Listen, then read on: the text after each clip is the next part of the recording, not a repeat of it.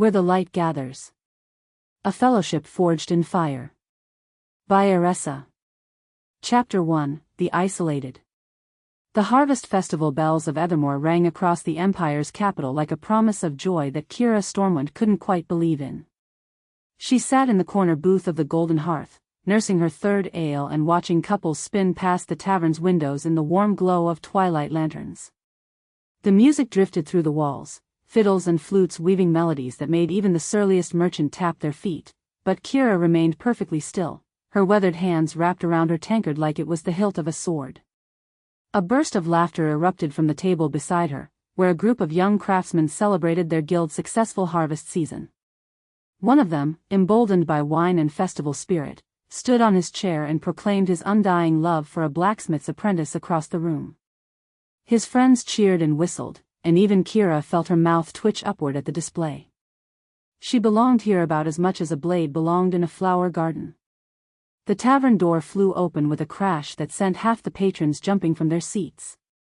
3 men stumbled in, their festival clothes rumpled and their faces flushed with more than celebration. The largest one, a dock worker by the look of his rope-burned hands, swept his glassy eyes across the room until they fixed on the craftsman's table. "There's the bastards who undercut our grain prices," he slurred, pointing an unsteady finger. "Festival of sharing, my ass. You've been sharing our profits right into your own pockets." The craftsman's laughter died. Chairs scraped against wooden floors as people turned to stare. The festive music outside seemed suddenly distant, as if the joy itself was retreating. Kira set down her ale with the careful precision of someone who'd been in this situation 100 times before. She could see how this would unfold. Angry words would become pushing, pushing would become punches, and within minutes the tavern would be chaos. Festival celebration would turn to festival brawl, and come morning there would be broken furniture, broken bones, and broken friendships that might take years to heal. If they ever healed at all. The dock worker took a step forward, his companions flanking him. The craftsmen rose from their table, tools still hanging from their belts. Between them, families with children pressed closer together, and an elderly couple near the fireplace clutched each other's hands. Kira stood. She moved with the controlled grace that came from 2 decades of training, but she didn't reach for her sword. Instead, she placed herself directly between the 2 groups, close enough that everyone could see the weathered scars on her knuckles, the way she held her shoulders like someone who'd never lost a fight she cared about winning. "Gentlemen," she said quietly, but her voice carried across the tavern like steel through silk. "The harvest was good to all of us this year. The festival celebrates what we've earned together, not what we think we've lost to each other." The dock worker's eyes fixed on her, taking in her simple clothes, her auburn hair streaked with premature silver, the fact that she sat alone while everyone else celebrated in groups. "And who the hell are you to tell us what the festival celebrates? Someone who'd rather not spend the evening explaining to the city watch why there's blood on the tavern floor during the holiest night of the year." Kira's tone remained conversational, but something in her stance suggested that violence would be swift and decisive if it came to that. The craftsmen were celebrating good fortune. "I don't think they meant it as an insult to yours." The craftsman who declared his love cleared his throat. "She's right. We were just happy about the guild contracts. We didn't think about how it might sound." He looked directly at the dock worker. "There's good work for everyone this season. The ships need loading same as the granaries need building." For a moment, the tension hung in the air like smoke from a dying fire. Then the dock worker's shoulders sagged, and he rubbed his face with both hands. "Ah, hell. You're right. Both of you." He managed a sheepish grin. "Too much festival wine makes a man hear insults where there aren't any." The craftsman relaxed, and someone actually laughed, a nervous sound, but genuine. Within minutes, the 2 groups were sharing a table and trading stories about their work. Children went back to playing between the adults' feet. The elderly couple by the fireplace resumed their quiet conversation about grandchildren and garden plans. The tavern's warmth and music swelled back to life around them, but Kira had already returned to her corner booth. She finished her ale in solitude, watching the joy she protected but couldn't join. When the craftsman's declaration of love was finally answered with a kiss that made the whole tavern cheer, Kira left coins on the table and slipped out the back door. Outside, the festival continued in full swing. Lanterns hung from every building, and the streets overflowed with people sharing food, music, and stories. Street performers juggled fire while children danced in circles, and the air smelled of roasted nuts, mulled cider, and the sweet smoke of celebration. Kira walked through it all like a ghost at a feast, capable of protecting the joy but never able to taste it herself. 3 streets away, River Moonwhisper tended to a young dancer's twisted ankle outside their clinic, the sounds of celebration a constant backdrop to their work. Through the thin walls, they could hear fiddle music and the rhythmic clapping of hands keeping time, but River kept their focus on the swollen joint beneath their gentle fingers. There, they said softly, their healing magic flowing warm and golden from their palms into the dancer's injury. The pain should fade within the hour, but try to favor it for the rest of the evening. The dancer, barely 16, with flowers braided into her hair for the festival, flexed her foot experimentally and grinned. "It's perfect. Thank you, Healer Moonwhisper. I can get back to the circle dance now." She pressed a small coin into River's palm and bounded away, her voice already joining the singing that drifted from the main square. River stood in their doorway, watching the girl disappear into the flow of festival goers. The coin was warm in their hand, and they could still feel the echo of the healing magic in their bones, that sweet, tired sensation that came from mending what was broken. Through the walls of the clinic, they heard laughter and music, the sound of community celebrating its own abundance. A small child tugged at River's robes, her round face painted with festival colors and her eyes bright with excitement. "Healer River. Why don't you come dance? Everyone's dancing." River knelt to the child's level, smiling at her enthusiasm. "I'm too busy tonight, little one. People get hurt during festivals, too much dancing, too much wine, too much excitement. Someone needs to be here to help them." It wasn't entirely a lie. Festival nights did bring their share of minor injuries, and River had treated 3 people already this evening. But the clinic was empty now, and the sounds of celebration seemed to seep through the walls and wrap around River's heart like fingers beckoning them forward. The child tilted her head, studying River with the serious expression that only children could manage. "But you help people all the time. Don't you ever get to have fun?" The question hit deeper than it should have. River touched the child's painted cheek gently, their healing magic automatically checking for any scrapes or fatigue, finding only the healthy exhaustion that came from a day full of play. "Fun is making sure everyone stays healthy so they can enjoy the festival. That's enough for me." Another lie, kinder than the first but no more true. The child seemed to sense this, because she leaned forward and whispered conspiratorially, "My mama says the harvest festival is when the whole empire remembers how to be happy together. She says that's the most important magic of all." River's throat tightened unexpectedly. "Your mama sounds very wise." "She is. And she's probably looking for me right now." The child giggled and scampered away, her painted face disappearing into the crowd like a bright butterfly into a field of flowers. River remained in the doorway, watching the festival flow past like a river they could observe but never step into. Their clinic was positioned perfectly for this, close enough to the celebration to reach anyone who needed help, far enough away to maintain the professional distance that healing required. At least, that's what River told themselves. A group of young adults danced past, their arms linked and their voices raised in a harvest song that River remembered learning as a child. One of them waved, and River waved back, but when the dancer gestured for River to join them, River simply smiled and shook their head, pointing back toward the clinic. The dancer looked disappointed but nodded understanding before spinning away with their friends. River watched them go, then stepped back inside and closed the door. The festival sounds became muted, more distant. Safer. River busied themselves organizing supplies that didn't need organizing, checking on patients who weren't there, anything to keep their hands moving and their mind occupied. But the child's words echoed in the quiet spaces between tasks. "Don't you ever get to have fun?" The truth was, River had forgotten how.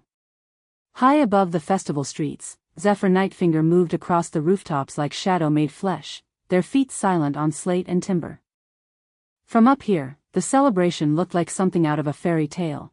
Warm lights spilling from windows, people gathered around street fires sharing stories, children running between the adults' legs in games that seemed to have no rules but pure joy. Zeph paused at the edge of a merchant's roof, crouching behind a decorative chimney to watch the scene below. A family had spread blankets in a small courtyard, and grandparents, parents, and children shared a feast that looked like it had been planned for weeks. The grandmother was telling a story that made the children gasp and lean forward, while the parents passed a baby between them with the casual intimacy of people who trusted each other completely. Chosen family, Zeph recognized. Not born to each other, but bound by something deeper than blood. Their fingers moved automatically to the small purse at their belt, checking the weight of the evening's work. 3 successful lifts, all from merchants too drunk on festival wine to notice the lightened load. Nothing that would cause real hardship, Zeph had standards, but enough to keep them fed and housed for another week. The family below burst into laughter at something the grandmother said, and the baby clapped its tiny hands in delight. The sound rose up to Zeph's perch like warmth from a hearth they weren't allowed to approach.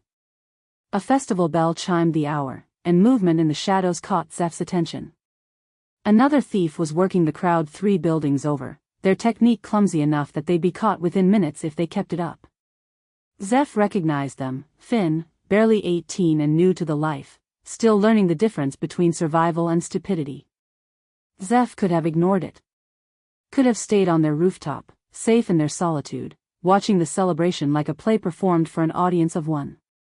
Instead, they found themselves moving across the rooftops, closing the distance between themselves and disaster. They reached Finn just as the young thief was fumbling with a merchant's belt purse, their hands shaking with nerves and festival wine. The merchant was distracted by a puppet show, but his wife was already turning around, suspicion growing on her face. Zeph dropped silently from the roof edge into the alley beside the merchant's stall, grabbed Finn by the collar, and pulled them back into the shadows before the merchant's wife could focus on what she'd almost seen. "What in the 7 hells do you think you're doing?" Zeph whispered, their voice low and urgent.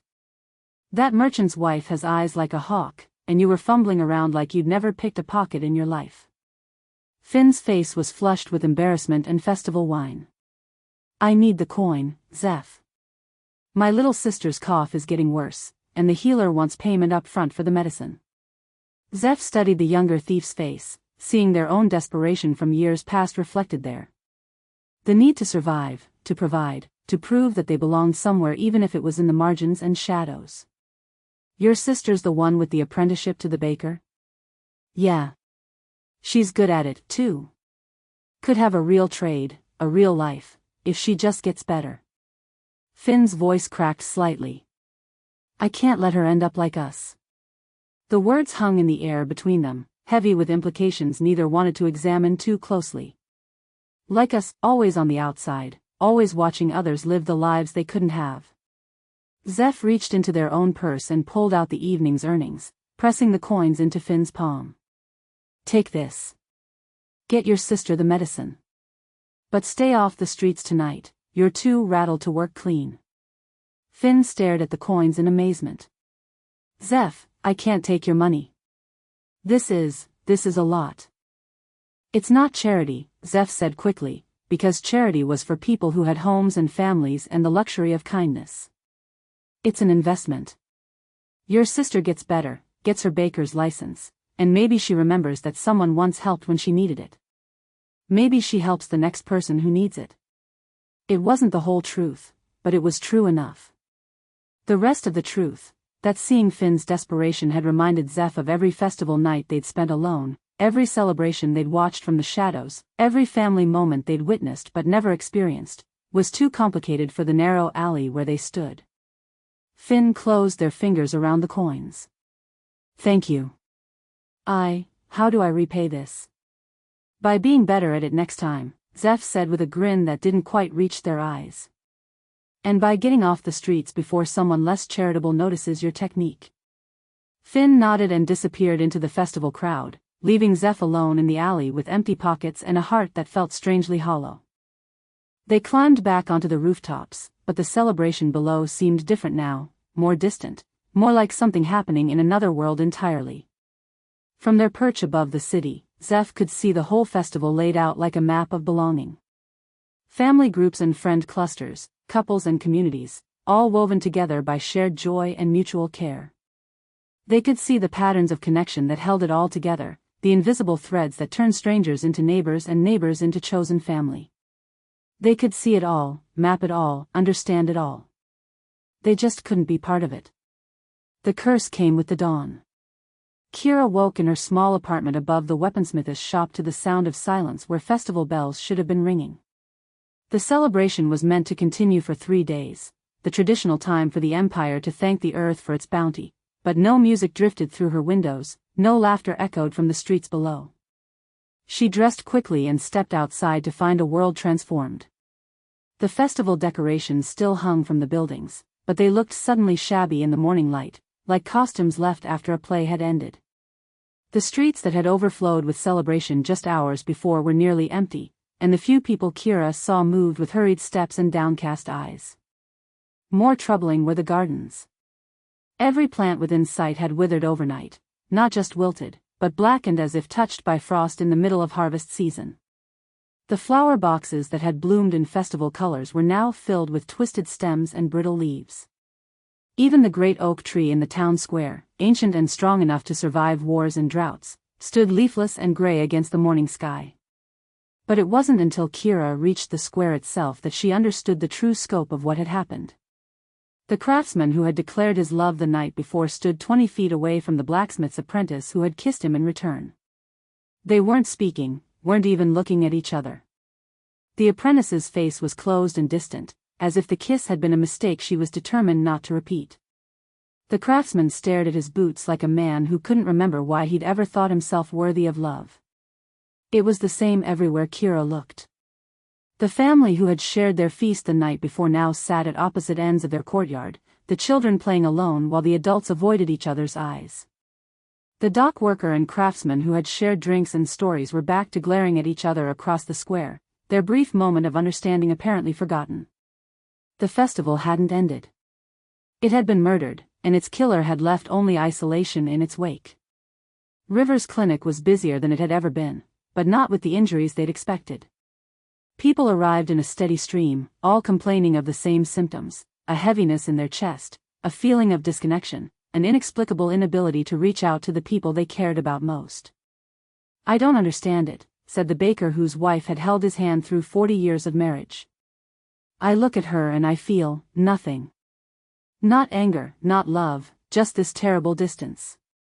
Like there's a wall between us made of something I can't name." River examined him carefully, checking for signs of magical interference, but found only the normal patterns of a healthy middle-aged human.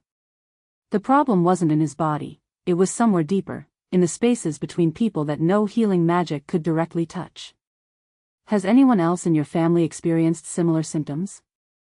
River asked, though they suspected they already knew the answer. "My son won't speak to me," the baker said quietly. "My daughter-in-law flinches when I try to hug my grandchildren.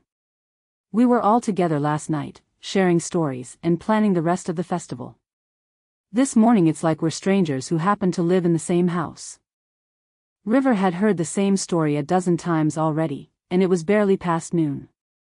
The curse, because that's clearly what this was, didn't attack the body or even the mind. It attacked the bonds between people, the invisible threads of connection that made communities possible. And River was beginning to suspect it had been working on them for far longer than just one night. Zeph's network was in chaos. The underground community of thieves, smugglers, and information brokers that had taken Zeph years to cultivate was dissolving before their eyes. People who had trusted each other with their lives the day before now viewed each other with suspicion. Safe houses were abandoned, deals were cancelled, and the careful web of mutual aid that kept the city's outcasts alive was unraveling like rope in water. Zeph found Finn huddled in an alley near the docks, the coins from the night before clutched in their hands but their face streaked with tears. "My sister won't let me in," Finn whispered. "I brought the medicine, just like we planned, but when she saw me at the door she looked at me like I was something shameful. Like being associated with me would ruin her chances at a real life." Zeph knelt beside the younger thief, recognizing the hollow expression on their face. It was the look of someone who just discovered that the family they'd fought to protect didn't actually want them around. "It's not her," Zeph said, though the words felt strange and uncertain. "Something's wrong. Something's affecting everyone." But even as they said it, Zeph wondered if that was true. Maybe the curse hadn't created these feelings, maybe it had just revealed what was already there. Maybe people like them were always meant to be on the outside, watching the joy they could never truly join. Maybe isolation wasn't a curse at all. Maybe it was just truth.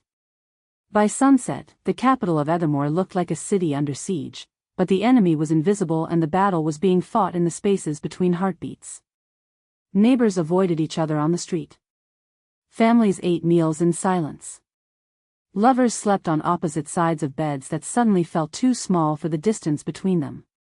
The harvest festival decorations still hung from every building, but they looked like mockery now, bright promises of joy and connection that no one could remember how to feel. In the empty town square, where just one night before hundreds of people had danced and celebrated together, 3 figures stood alone: a sword master who could protect others but couldn't protect herself from loneliness, a healer who could mend bodies but couldn't bridge the growing distances between hearts, and a thief who could see all the patterns of connection but couldn't find their place within them. They didn't speak to each other. They didn't even make eye contact. They simply stood in the gathering dusk, 3 islands of isolation in an ocean of severed bonds, waiting for something they couldn't name and didn't dare to hope for. Above them, storm clouds gathered despite the season, and the first drops of cold rain began to fall on the withered remains of the festival flowers. The curse had found its perfect victims, 3 people who had been isolated long before the magic touched them, who had built their lives around the assumption that they were meant to be alone. 3 people who had no idea that their isolation wasn't protection, it was exactly what the curse wanted them to believe. And in the shadows between the buildings, something ancient and hungry smiled, feeding on the growing distances between hearts that had once beaten in harmony. The feast of loneliness had begun. Chapter 2: The Calling. The Oracle's sanctum had always been a place of whispered hopes and desperate questions, but Kira had never expected to find herself climbing its spiraling stone steps with her own impossible request. The building rose from the heart of Aethermoor like a finger pointing toward mysteries the Empire preferred not to examine too closely, its walls carved with symbols that seemed to shift when viewed directly. She wasn't alone on the stairs. Behind her, a figure in healer's robes moved with quiet determination, their silver-streaked hair catching the dim light from the sanctum's crystal sconces.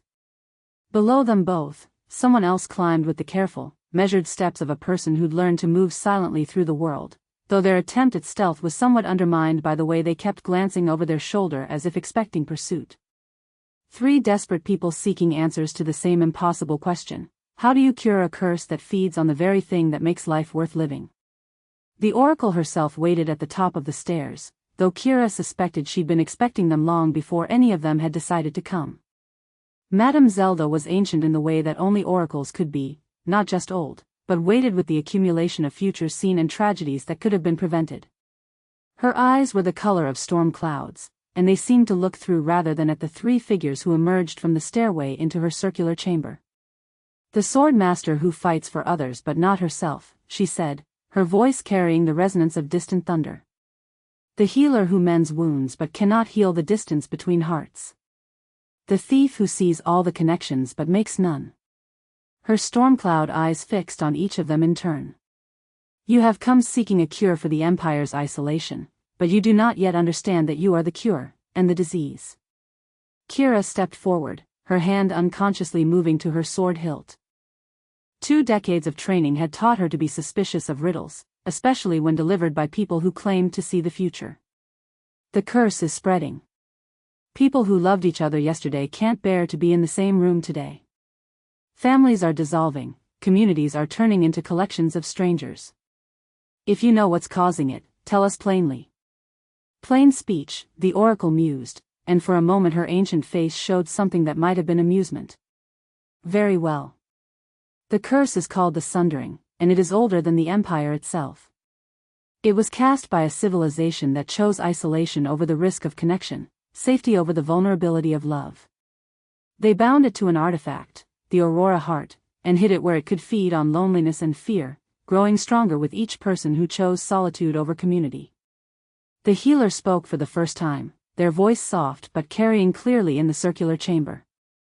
If it feeds on isolation, then why is it attacking now? People were connecting last night, celebrating together, sharing joy. Were they? The oracle's gaze shifted to River, and Kira saw them flinch slightly under that storm cloud scrutiny. Or were they performing connection while remaining fundamentally alone? The sundering does not attack true bonds, it reveals the absence of them. It shows you what you have always been beneath the masks of social interaction. The third figure, the thief, laughed, but there was no humor in the sound. So you're saying we did this to ourselves? That we're cursed because we're not good enough at loving each other? I am saying, the oracle replied with infinite patience, that the curse feeds on what already exists. The Empire has grown expert at the appearance of connection while avoiding its reality. People attend festivals but return home alone. They help their neighbors but share nothing of themselves. They marry for convenience, befriend for advantage, and love only when it requires nothing of them. Her eyes swept across all three of them. And some have learned to survive by avoiding connection entirely, telling themselves that isolation is strength rather than the very thing that makes them vulnerable to the sundering's influence. Kira felt the words hit deeper than they should have.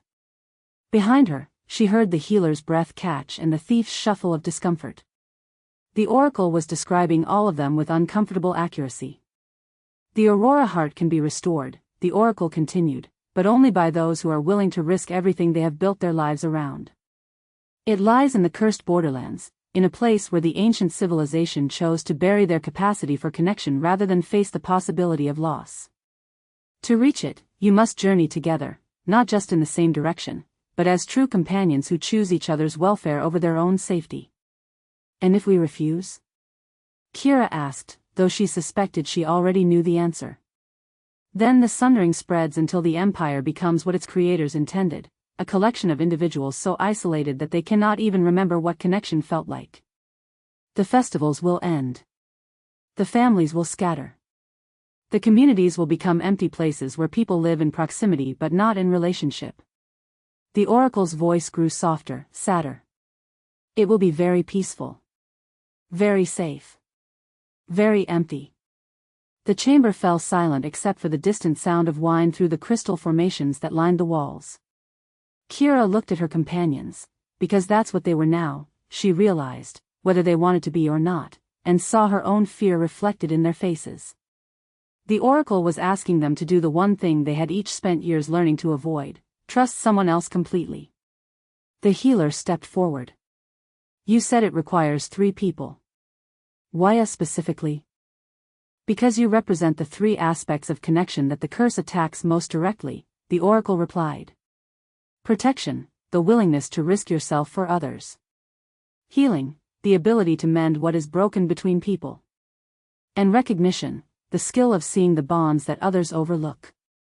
She gestured to each of them in turn. And because you are the 3 people in this empire who are most afraid of exactly what you must do to succeed. The thief, Kira still didn't know their name, spoke up with bitter humor.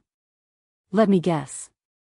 If we try to complete this quest while maintaining our usual emotional distance, we fail spectacularly and probably die in the process. Oh no, the oracle said, and now there was definitely amusement in her ancient voice.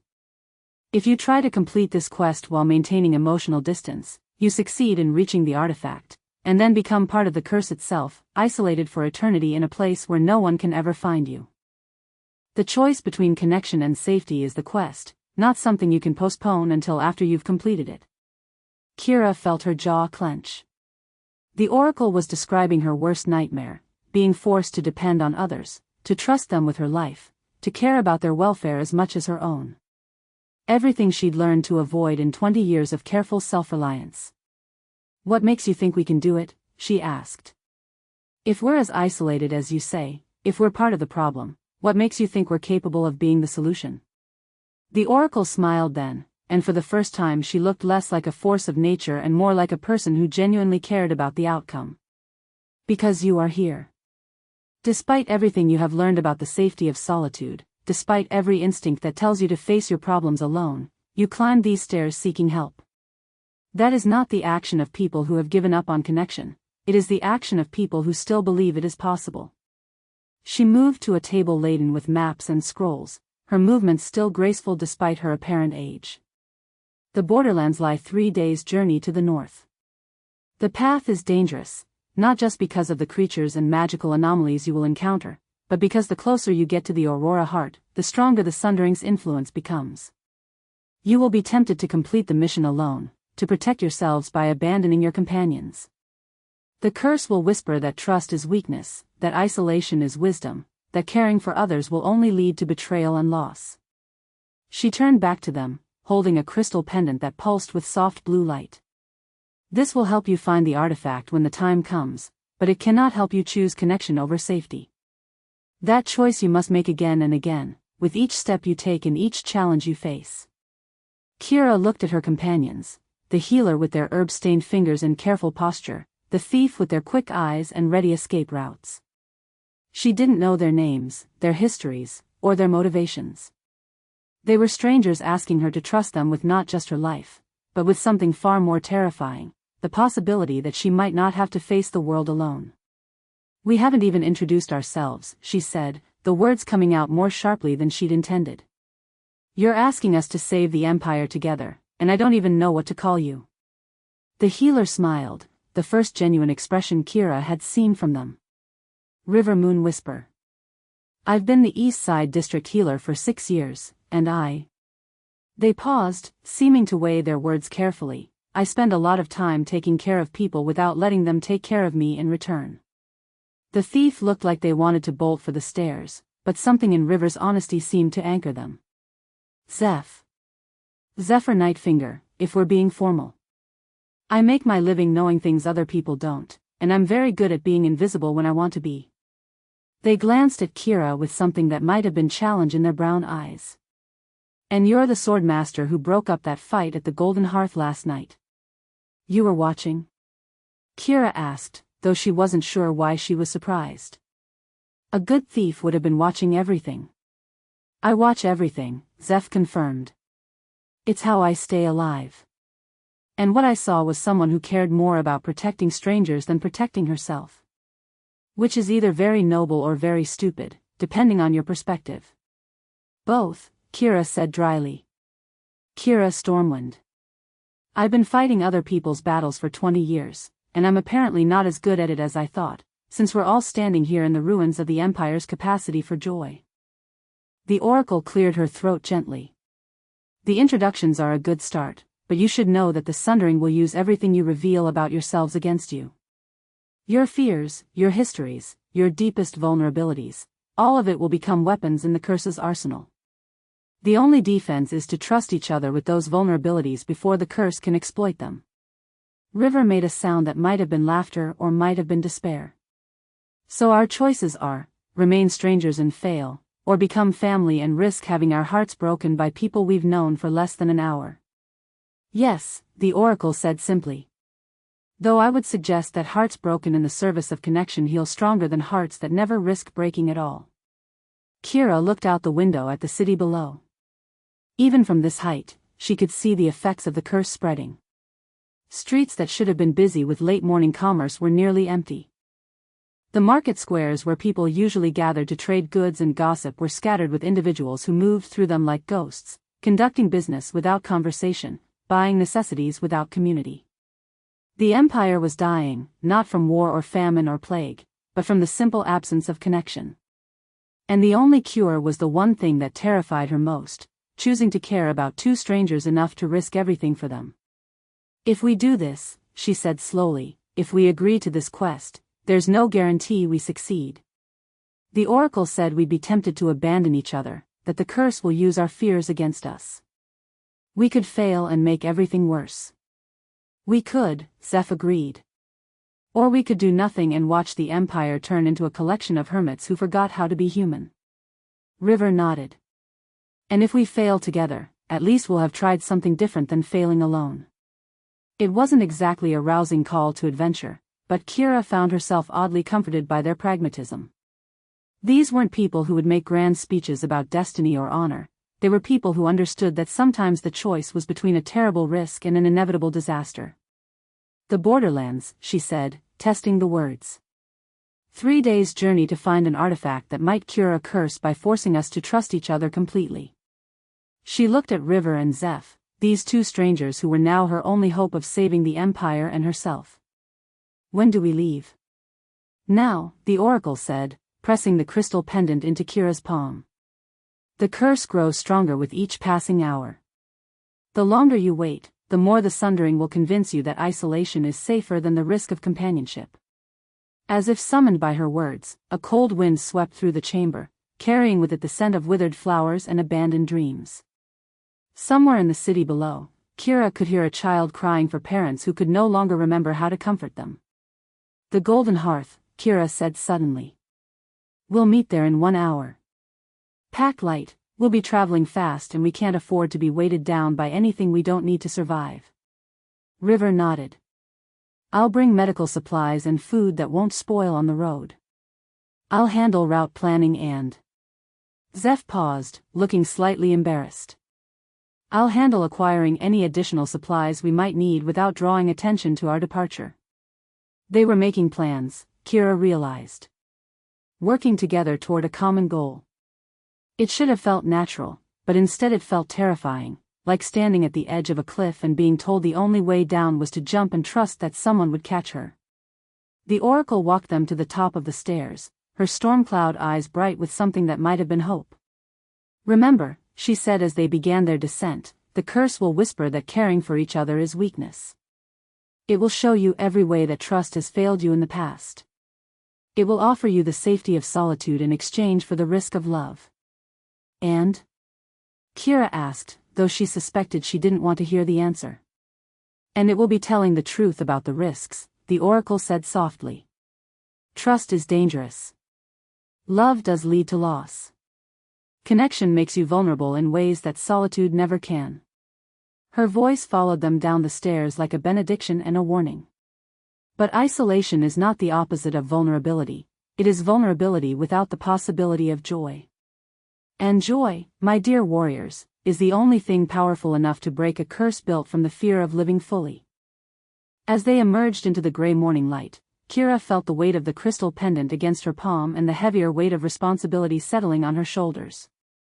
She had 1 hour to prepare for a journey that would either save the Empire or damn it completely. And somewhere in the city around them, the sundering grew stronger with each person who chose safety over connection, solitude over the terrifying possibility of love. The quest to save the Empire's heart was about to begin. But first, they had to risk their own. Chapter 3, Crossing the Threshold. The golden hearth looked different in the harsh light of midday. Without the warm glow of evening lanterns and festival decorations, the tavern appeared smaller, shabbier, touched by the same gray malaise that had settled over the entire city.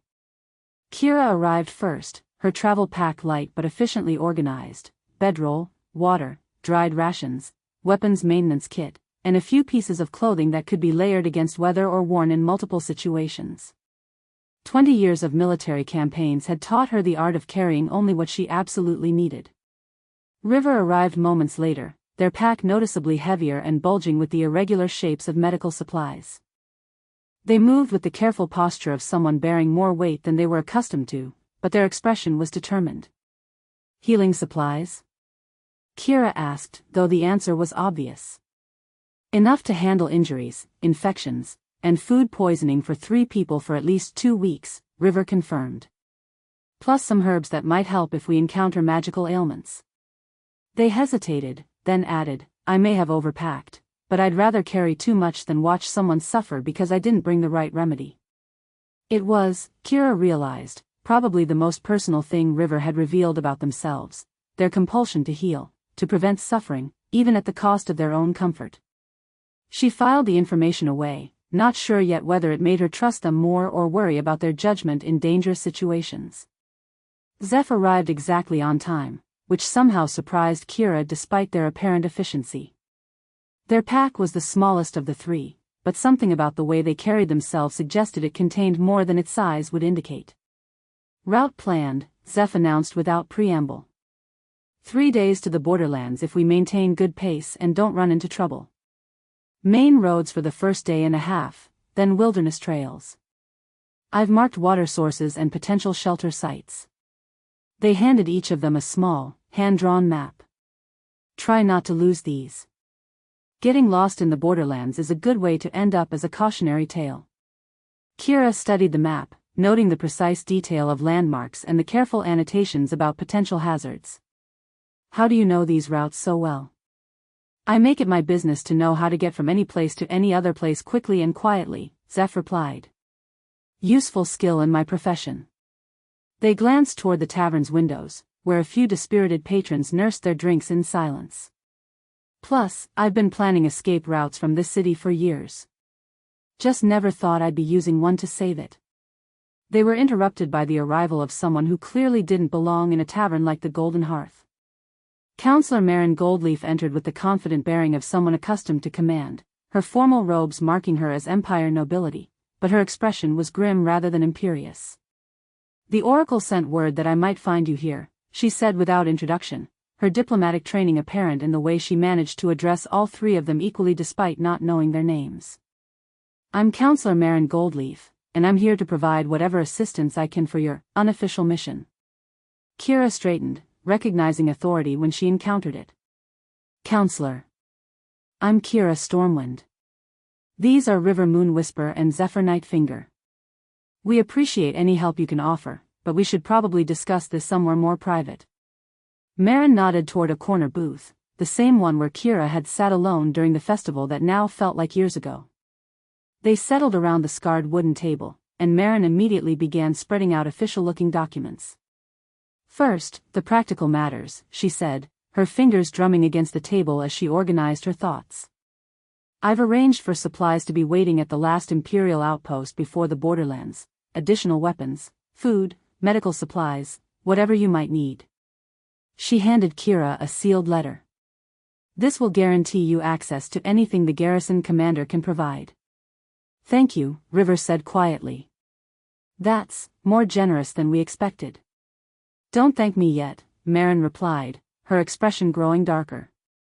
I've also received reports from the northern settlements that should concern you. 3 communities have gone completely silent in the past week. Not attacked, not abandoned, silent. Gates closed, no one going in or out, no response to Imperial messengers. Zeph leaned forward, their quick mind immediately grasping the implications. The curse is spreading faster than the Oracle thought. Or, Marin said grimly, it's been spreading longer than anyone realized, and what happened during the festival was just the moment it became strong enough to affect the capital. She pointed to locations marked on Zeph's map. Millbrook, Thornvale, and Quiet Haven. All communities that were known for their strong social bonds, their festivals and celebrations. Now they're sealed away from the world like. She paused, searching for the right words. Like people who've decided that isolation is safer than connection, Kira finished. The Oracle warned us about this. Communities that turn completely inward. Marin nodded. Which brings me to the more difficult part of why I'm here. She looked at each of them in turn, her diplomatic composure slipping to reveal genuine concern. I've been involved in Imperial politics for 20 years. I know how these kinds of missions usually end. 3 people, no matter how skilled, trying to solve a problem that affects the entire empire? The historical precedents are not encouraging. Then why help us at all? Zeph asked, their tone sharper than necessary. If you think we're going to fail, why not send a full military expedition? Because, Marin said with the patience of someone who had explained difficult truths many times before, military solutions require clear enemies and definable objectives. How do you fight a curse that feeds on the very thing armies destroy, the bonds between people? How do you order soldiers to trust each other completely when military discipline is built on hierarchy and following orders rather than emotional vulnerability? River spoke up, their voice thoughtful. You think we have a better chance because we're not bound by institutional structures. I think you have a better chance because you chose each other, Marin corrected. Not perfectly, not easily, but you chose to work together despite every instinct telling you to handle this alone. That choice is exactly what the curse cannot understand or predict. Her expression softened slightly. And because sometimes the most important changes come from the margins, not from the center of power. She stood, gathering her documents but leaving the supply authorization on the table. There's one more thing. If you succeed, when you succeed, the empire you return to will not be the same when you're leaving. Curing this curse will mean confronting every way we've prioritized safety over connection, order over authentic relationship. People will resist that change, even if it saves them. Are you warning us away from the quest? Kira asked, genuinely uncertain. I'm warning you toward it, Marin replied. But I want you to understand that success might be more dangerous than failure. Failure ends with you. Success ends with transformation that will challenge every assumption this empire has made about how people should relate to each other. With that cryptic blessing, she left them alone in the tavern that had once hosted celebrations and now felt like a mausoleum of connection. They left Aethermoor through the north gate as the sun reached its zenith, joining a trickle of travelers and merchants heading toward the smaller settlements. But even this main thoroughfare felt wrong. People traveled alone or in small, tight groups that maintained careful distances from each other. No one shared meals at the roadside stops, no one offered help with heavy loads or difficult terrain. The curse's influence was subtle but pervasive, turning the road into a collection of parallel journeys rather than a shared experience. For the first several hours, Kira, River, and Zeph fell into the same pattern. They walked in single file with careful spacing, communicated only about practical necessities, and maintained the professional distance that each was most comfortable with. It should have felt natural, but instead it felt like play acting, performing the roles of traveling companions without actually being companions at all. The first sign of trouble came as evening approached. The sky, which had been overcast all day, began to take on an unnatural color, not the gray of normal storm clouds, but a sickly yellow-green that seemed to pulse with its own light. That's not a natural weather pattern, River observed, their healer's training making them sensitive to atmospheric changes that might affect health and well-being. Zeph consulted their map and compass, frowning at the readings. We're still a day's travel from the borderlands proper, but magical disturbances sometimes spill over into Imperial territory. They looked up at the increasingly ominous sky. We need shelter, and we need it fast. This looks like it's going to be more than just rain. Kira scanned the landscape around them. They were in hill country now, with rocky outcroppings and sparse forest. There, she said, pointing to a dark opening in a hillside about a quarter-mile off the road. Cave system. Natural shelter from whatever's coming. The first drops of rain began falling as they reached the cave entrance, but the drops burned where they touched skin, leaving small red marks that stung like acid. River immediately began treating the minor burns with healing magic, but their expression was grim. Magical corruption, they said. This storm isn't just weather, it's curse-touched. We need to get deep enough into the cave system that we're completely protected. The cave proved to be more extensive than they'd hoped, a network of natural chambers that led deep into the hillside. They found a suitable shelter about 50 feet from the entrance, a circular chamber with multiple passages leading deeper into the earth. Zeph scouted the surrounding tunnels while River set up a makeshift medical station and Kira established defensive positions covering all the entrances. Outside, the storm was intensifying. The rain had become a deluge of magically corrupted water, and lightning struck with colors that had no names. The sound was overwhelming, not just thunder, but a keening wail that seemed to come from the storm itself, as if the weather was in pain. How long do these magical storms usually last? River asked, having to raise their voice to be heard over the cacophony. Anywhere from hours to days, Zeph replied, returning from their scouting expedition. The deeper chambers go back at least 100 yards, so we're not going to run out of space. But...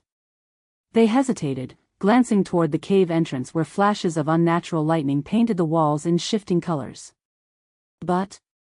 Kira prompted. But we're going to be stuck here together until it passes.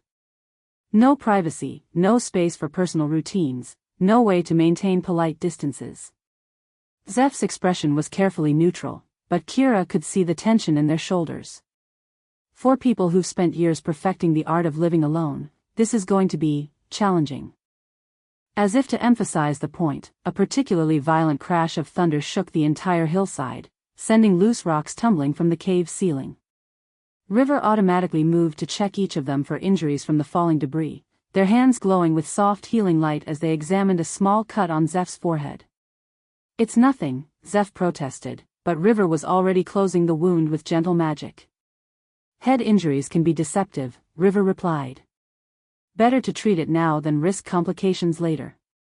But Kira noticed that River's own hands were shaking slightly, not from fear, but from exhaustion.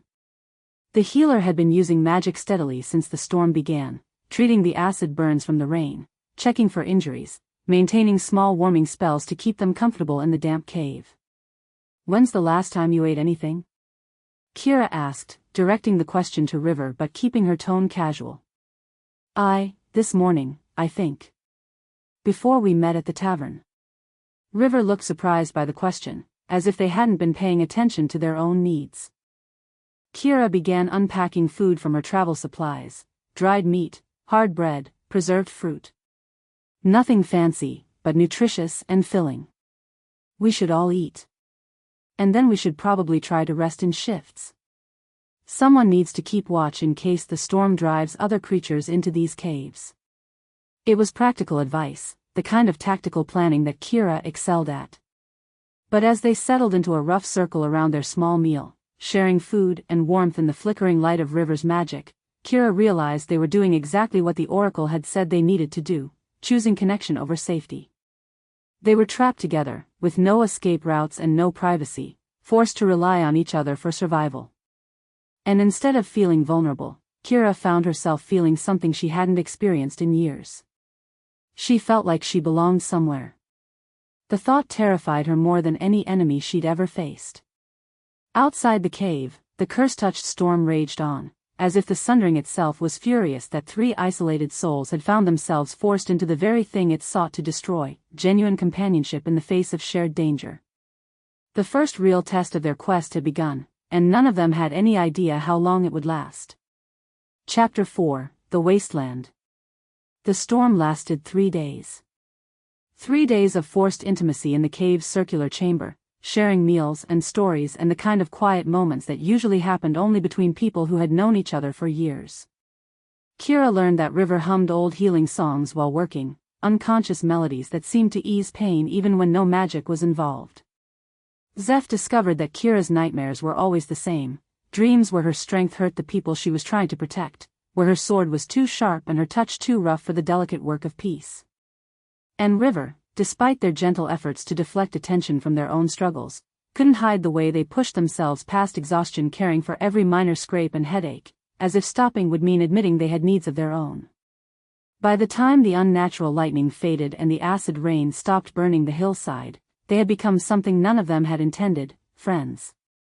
The realization hit each of them differently as they emerged blinking into normal sunlight. Kira felt it like armor that no longer fit properly, protective but constraining. River experienced it as a warmth they didn't trust, too good to last and too dangerous to rely on. Zeph recognized it with the quick assessment of someone who had mapped emotional territory before. This was the kind of connection that would make losing each other unbearable. "The road should be clear now," Zeph said, consulting their compass and studying the landscape around them. "We lost days, but we can still make good time if we push hard today." They were back to practical matters: efficient communication, the careful distance of professionals working toward a common goal. But something had changed in those 3 days underground, and all of them could feel it, a thread of connection that hadn't been there before, invisible but undeniably present. It should have made the journey easier. Instead, as they walked through the morning toward the borderlands proper, each of them felt the growing weight of what they now had to lose. Millbrook appeared in the distance like a child's drawing of what a village should be: neat houses with thatched roofs, gardens that had once been carefully tended, a small market square with a well at its center. But as they approached, the wrongness became apparent. No smoke rose from chimneys despite the cool morning air. No people worked in the gardens or moved between the buildings. The village gates stood open, but it felt less like welcome and more like the mouth of something that had stopped breathing. "This is one of the communities Councillor Marin mentioned," Zeph said quietly. "One of the places that went silent." Kira automatically checked her weapons, though she wasn't sure what she was preparing to fight. Stay close. Whatever happened here, we need to understand it before we move deeper into the borderlands. They entered Millbrook in formation, Kira leading with her hand on her sword hilt, River in the center with healing magic ready, Zeph covering their rear and watching for signs of ambush. But the village offered no threats, only an oppressive silence that seemed to press against their ears like deep water. The first person they found sat on a bench beside the village well, staring at nothing with the kind of stillness that suggested they'd been there for hours. She was perhaps 30 years old, with the calloused hands of someone who worked with tools, but her eyes held an emptiness that made Kira's chest tighten. "Excuse me," River said gently, approaching with their hands visible and their voice soft. "Are you all right?" "We're travelers, and we were concerned about the village." The woman looked at them slowly, as if focusing required enormous effort. "Travelers," she repeated. "From outside." Her voice was hollow, like an echo of speech rather than communication itself. "I'm River, this is Kira and Zeph." "What's your name?" "Mira." The woman's gaze drifted away from them, back toward the empty market square. "I used to, there was someone. We shared a house, shared meals, shared." She trailed off, her expression becoming even more distant. "But that was dangerous. Caring too much. Better to be alone. Safer." Kira felt a chill that had nothing to do with the morning air. "Where is everyone else?" "In their houses. Where they belong. Where it's safe." Myra's voice carried no emotion, as if she was reciting facts rather than describing her neighbors. "We decided it was better this way. No conflicts, no disappointments, no one getting hurt by expecting too much from others." River knelt beside the bench, their healer's instincts triggered by something deeper than physical injury. "Mira, when did you start feeling this way? When did you decide isolation was better?" "When the sadness came," Mira replied. "When we realized that loving people just means more ways to lose them. The healer told us, connections are just wounds waiting to happen." "The healer?" River's voice sharpened with professional interest. "Is there another healer in the village?" Mira pointed toward a house on the far side of the square, larger than the others and marked with the traditional symbols of the healing arts. "Jorik. He understands. He stopped trying to cure people because what's the point? Everyone dies eventually. Everyone leaves. Better not to get attached to their suffering." They found Jorik in his clinic, surrounded by medical supplies he was methodically packing away into storage containers. He was older than River, perhaps 50, with the kind of steady hands that spoke of decades of healing practice. But his movements were mechanical, efficient, drained of the warmth that usually characterized healers. "More travelers," he said without looking up from his packing. "You should move on quickly. This place isn't good for people who still believe in connections." "What happened here?" Kira asked directly. Counselor Marin said this village was known for its strong community bonds. Jorik laughed, but the sound held no humor. "Strong bonds. Yes, we thought that too. Chosen families, mutual support, all the pretty ideals that make people feel better about the fundamental loneliness of existence." He held up a jar of healing herbs, studied it for a moment, then placed it in a storage container. "Then we realized it was all performance. People caring about each other because they were supposed to, not because connection had any real meaning." River moved closer to the older healer, their expression troubled. "That's not, healing isn't just about individual bodies. Community healing, emotional support, those things matter." "Do they?" Jorik's eyes met River's for the first time, and Kira saw her companion flinch at the emptiness there. "I spent 30 years believing that. 30 years helping people, building relationships, investing in the health of this community. And what did it get me? Watching people I cared about suffer and die despite everything I could do for them. Watching relationships I thought were strong crumble under the first real pressure." He gestured toward the window, where they could see Mira still sitting motionless by the well. She had a partner. Sarah. They were going to be bonded this harvest season, had been planning their ceremony for months. But when the sadness came, when we all started seeing clearly how temporary and meaningless our connections really are, Sarah couldn't bear to look at her anymore. Too much pain in caring for someone you'll inevitably lose. "Where's Sarah now?" Zeph asked, though their voice suggested they didn't want to hear the answer. "Her house. 3 doors down from Myra's. They can see each other's windows, but they haven't spoken in a week." Jorik returned to his packing with renewed focus. "It's better this way. Cleaner. No false hopes, no pretending that love is anything more than a temporary distraction from the reality of isolation." They found the third member of Millbrook's broken triangle in the village's watchtower, a narrow structure at the village's edge that offered views of all the surrounding roads. Tam was younger than the others, maybe 25, with the lean build and alert posture of someone trained in scouting and reconnaissance. But instead of watching for threats or opportunities, they were mapping. Endless, obsessive mapping. The tower's walls were covered with charts and drawings, not just of the local area, but of routes leading everywhere. Escape routes, River realized. Detailed plans for getting from Millbrook to every other settlement within 100 miles, complete with notations about supply caches, weather patterns, and optimal travel times for a single person moving quickly and quietly. Another route to the eastern settlements, Tam muttered without looking at them, adding another line to an already complex chart. In case the northern pass becomes blocked. Always need alternatives. Always need ways out. Ways out of what? Zeph asked, their own professional interest in escape planning making them study Tam's work with reluctant admiration. "Everything," Tam replied simply. "Conversations that might become arguments. Relationships that might become obligations. Communities that might become traps." They finally looked up from their mapping, and Kira saw intelligence in their eyes, not the emptiness that marked Mira and Jorik, but a hypervigilant awareness that never stopped calculating distances and exits. This village was supposed to be different, Tam continued, returning to their charts. Chosen family, mutual support, all that idealistic nonsense. But chosen family just means you've selected your own disappointments. And mutual support means you're obligated to care about other people's problems as if you don't have enough of your own. They gestured toward the charts covering the walls. "So I mapped alternatives. Routes out. Options for when it all inevitably falls apart." Their voice grew quieter, more introspective. "Turns out, once you start planning to leave, you realize you've already left. Mentally, emotionally. The physical departure becomes just logistics." Kira felt something cold settling in her stomach.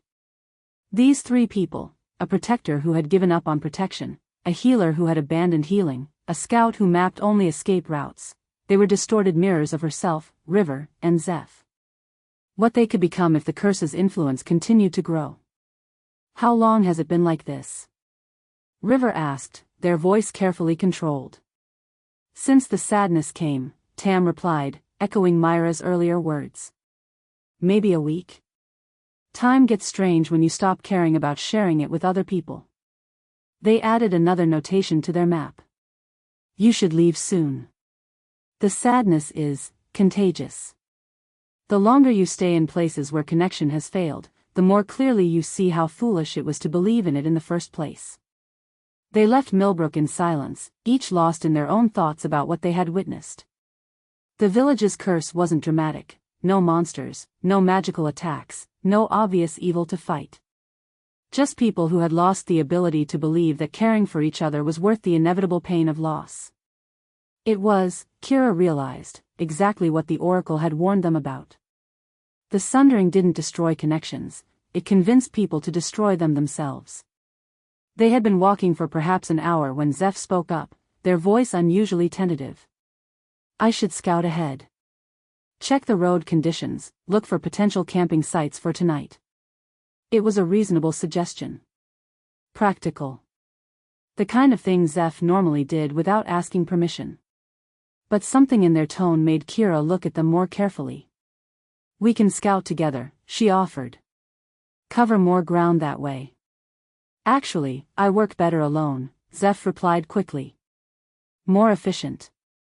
Less chance of missing important details if I don't have to coordinate with others. They were already moving ahead, putting distance between themselves and the group. I'll catch up with you in a few hours. River and Kira watched them disappear around a bend in the road, and Kira felt the first crack appear in the connection they had built during the storm. They're scared, River said quietly. What we saw back there, people who were once connected becoming completely isolated, it's making us question whether what we're building is worth the risk. And you? Kira asked. Are you questioning it? River was quiet for a long moment, their steps careful and measured. I've been thinking about Jorik. 30 years of believing in community healing, then losing that faith overnight.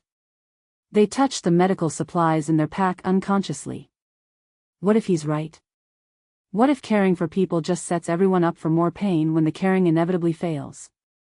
The question hung in the air between them, and Kira realized they were doing exactly what Tam had described, planning for emotional departure even while physically traveling together.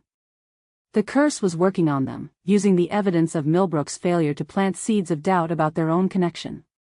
Before she could respond, the sound of approaching hoofbeats interrupted her thoughts. A patrol was coming up the road behind them, Imperial soldiers in formation, but something was wrong with the way they moved. They maintained perfect spacing and proper military discipline, but they rode in complete silence. No conversation, no coordination beyond basic hand signals, no sense of companionship despite their obvious training and shared purpose. The patrol's leader raised a hand to signal a halt, then approached them with formal military bearing. Captain Thorn Ironwill, according to the insignia on their armor, a veteran soldier with steel-gray hair and the kind of scars that spoke of serious battles survived. Civilians, Thorn said, their voice carrying the crisp authority of someone accustomed to being obeyed immediately. You're traveling toward the borderlands. State your business. We have authorization from Counselor Marin Goldleaf, Kira replied, producing the sealed letter they had been given.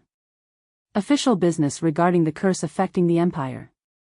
Thorn examined the letter carefully, their trained eyes checking the seals and signatures for authenticity. Behind them, the other soldiers maintained formation, but Kira noticed they were positioned to avoid eye contact with each other, professional spacing that had become emotional distance. Curse investigation, Thorn said, handing the letter back. We've encountered evidence of magical interference in several settlements. Local populations becoming non-responsive. They gestured toward the road behind them. Millbrook was our last stop. Village appears intact but population has ceased normal community functions. We were just there, River said. The people aren't physically harmed, but they've lost the ability to maintain relationships with each other. Something flickered in Thorn's expression, not emotion, exactly, but a recognition that suggested personal familiarity with the problem. Psychological warfare, they said after a moment. More effective than physical attack. Destroy the bonds between people and you destroy their ability to function as a community. They looked back at their own patrol, and Kira saw the captain's jaw tighten slightly. We've been experiencing similar difficulties. Maintaining unit cohesion despite individual competence remaining high. How long has your unit been experiencing these effects? River asked, their healers' training making them focus on symptoms and progression. Since we entered the affected region, Thorn replied. Approximately 4 days. Soldiers still follow orders, still perform their duties, but... They paused, seeming to search for the right military terminology. Morale has declined despite no combat losses or supply shortages. Personnel are completing assigned tasks but avoiding non-essential interaction. It was, Kira realized, a military description of exactly what was happening to their own group. They were still functional, still moving toward their objective, but the warmth and connection they had built during the storm was being systematically eroded by doubt and the subtle pressure to protect themselves through isolation. Captain, she said, making a decision that felt both necessary and dangerous, we could use military support for our mission. And it sounds like you could use a different approach to whatever's affecting your soldiers. Thorn studied her carefully. You're suggesting joint operations with civilians? I'm suggesting that maybe the cure for this curse isn't something we can achieve independently, Kira replied. Maybe it requires exactly the kind of cooperation that the curse is trying to prevent. For a moment, she thought Thorn would refuse. Military protocol demanded clear command structures and defined objectives, neither of which their quest provided. But then the captain looked back at their silent, isolated soldiers and something shifted in their expression. "We'll accompany your mission," Thorn decided.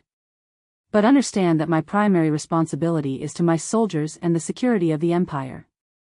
"Understood," Kira agreed. "But also understand that if we're right about this curse, the security of the Empire depends on our ability to choose connection over safety." As the enlarged group continued toward the borderlands, Kira noticed that despite their agreement to work together, each subgroup, herself and River, Zeph ranging ahead alone, Thorn's soldiers, maintained careful distances from the others. They were cooperating but not truly connecting, working together while remaining fundamentally separate. The curse was winning, one small choice at a time.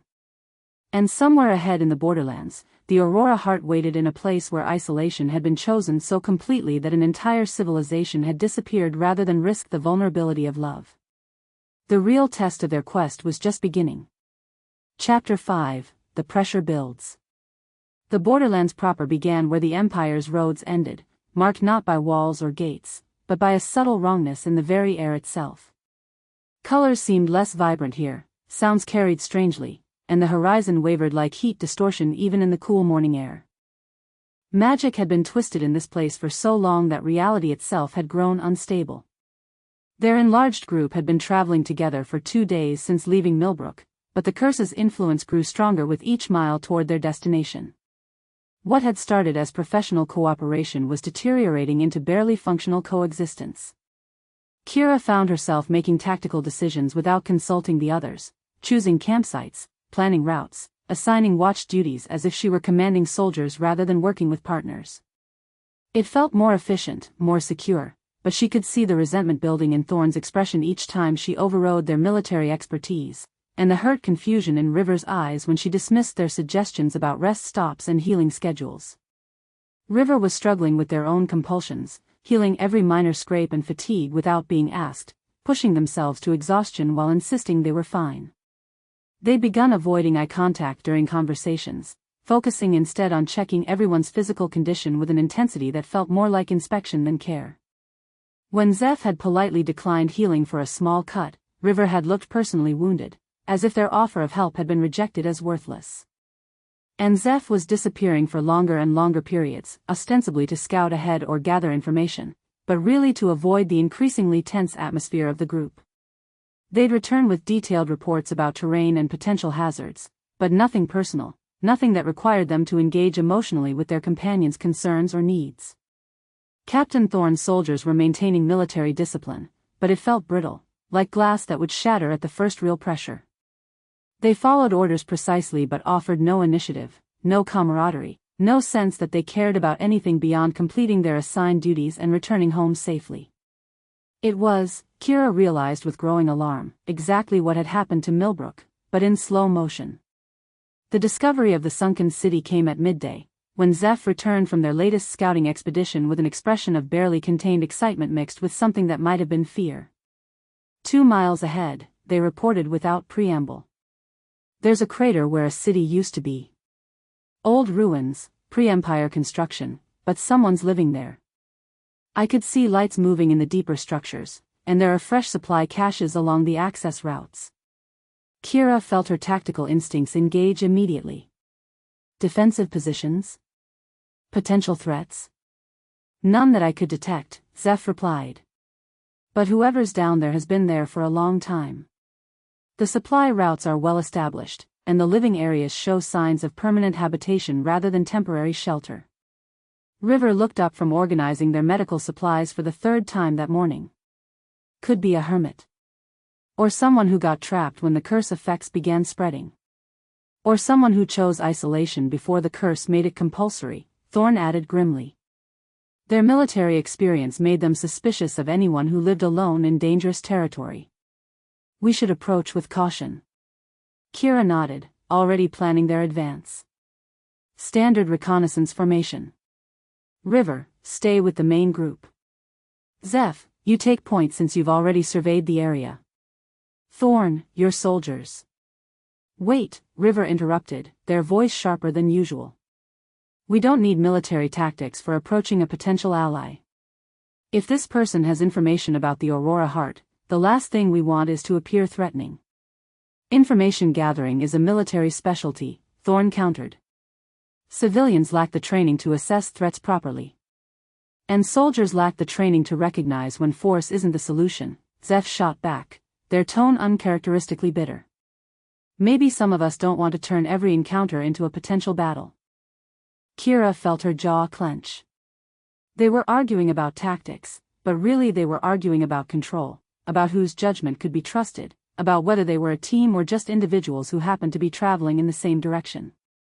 Enough, she said, her voice carrying the authority that had commanded soldiers in a dozen battles. We'll approach carefully but peacefully. Zeph leads, Zeph leads. I'll follow at 50 yards. River and Thorn will bring the soldiers 50 yards behind me, 100 yards behind Zeph. Standard caution protocols. It wasn't a discussion. It was an order. And the moment she gave it, Kira saw the subtle shift in her companion's expressions, not acceptance, but resignation.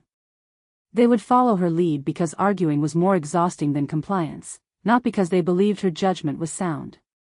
The sunken city was extraordinary and heartbreaking in equal measure. What had once been a thriving metropolis now lay in a perfectly circular crater nearly a mile across, as if some enormous force had simply pressed the entire settlement down into the earth. Ancient spires and elaborate architectural details were still visible, but they emerged from the crater floor at odd angles, their proportions distorted by the magical catastrophe that had created this place. But someone had made it home. Bridges of salvaged material connected the higher ruins, and soft light glowed from windows that had been carefully repaired with glass and crystal. Gardens grew on rooftops and terraces, somehow thriving despite the magical distortion that made everything else in the area feel unstable. It was beautiful in the way that survival could be beautiful, ingenious, determined, profoundly lonely. They found the inhabitant in what had once been a grand library, now converted into a combination living space, laboratory, and workshop.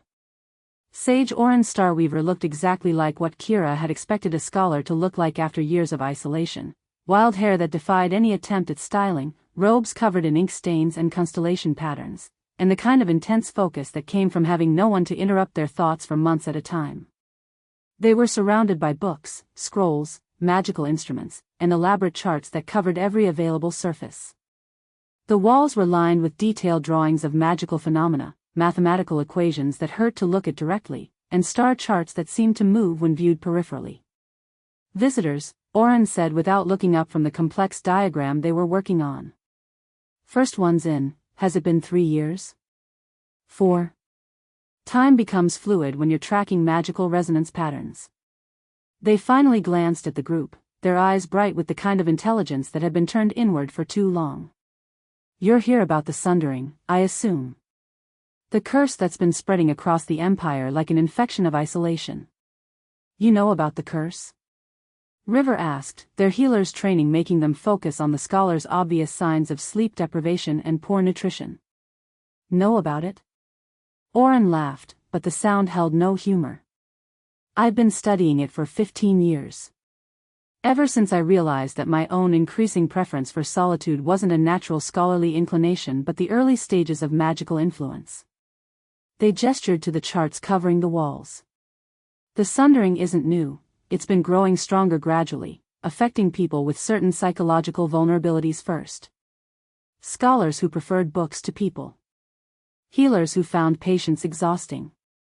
Warriors who discovered that peace felt more threatening than war. Kira felt a chill of recognition.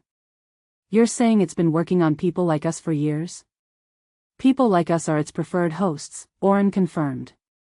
We tell ourselves we choose isolation because we're different, because we're better suited to solitary work, because other people don't understand our dedication or expertise. They looked directly at each member of the group in turn. But really, we choose isolation because we're afraid. And fear is what the Sundering feeds on. Thorn stepped forward, their military bearing intact despite the unsettling revelations. Do you have information about the Aurora Heart? We've been told it's the key to breaking the curse. Oren's expression brightened with genuine enthusiasm for the first time since they'd arrived.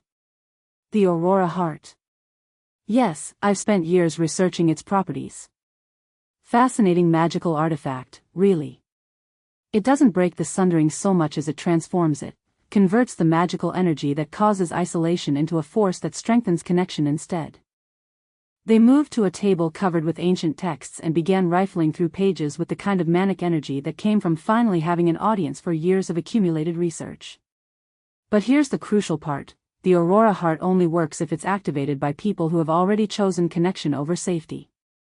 Not people who might choose it, or who want to choose it, but people who have actually made that choice repeatedly, in the face of real consequences.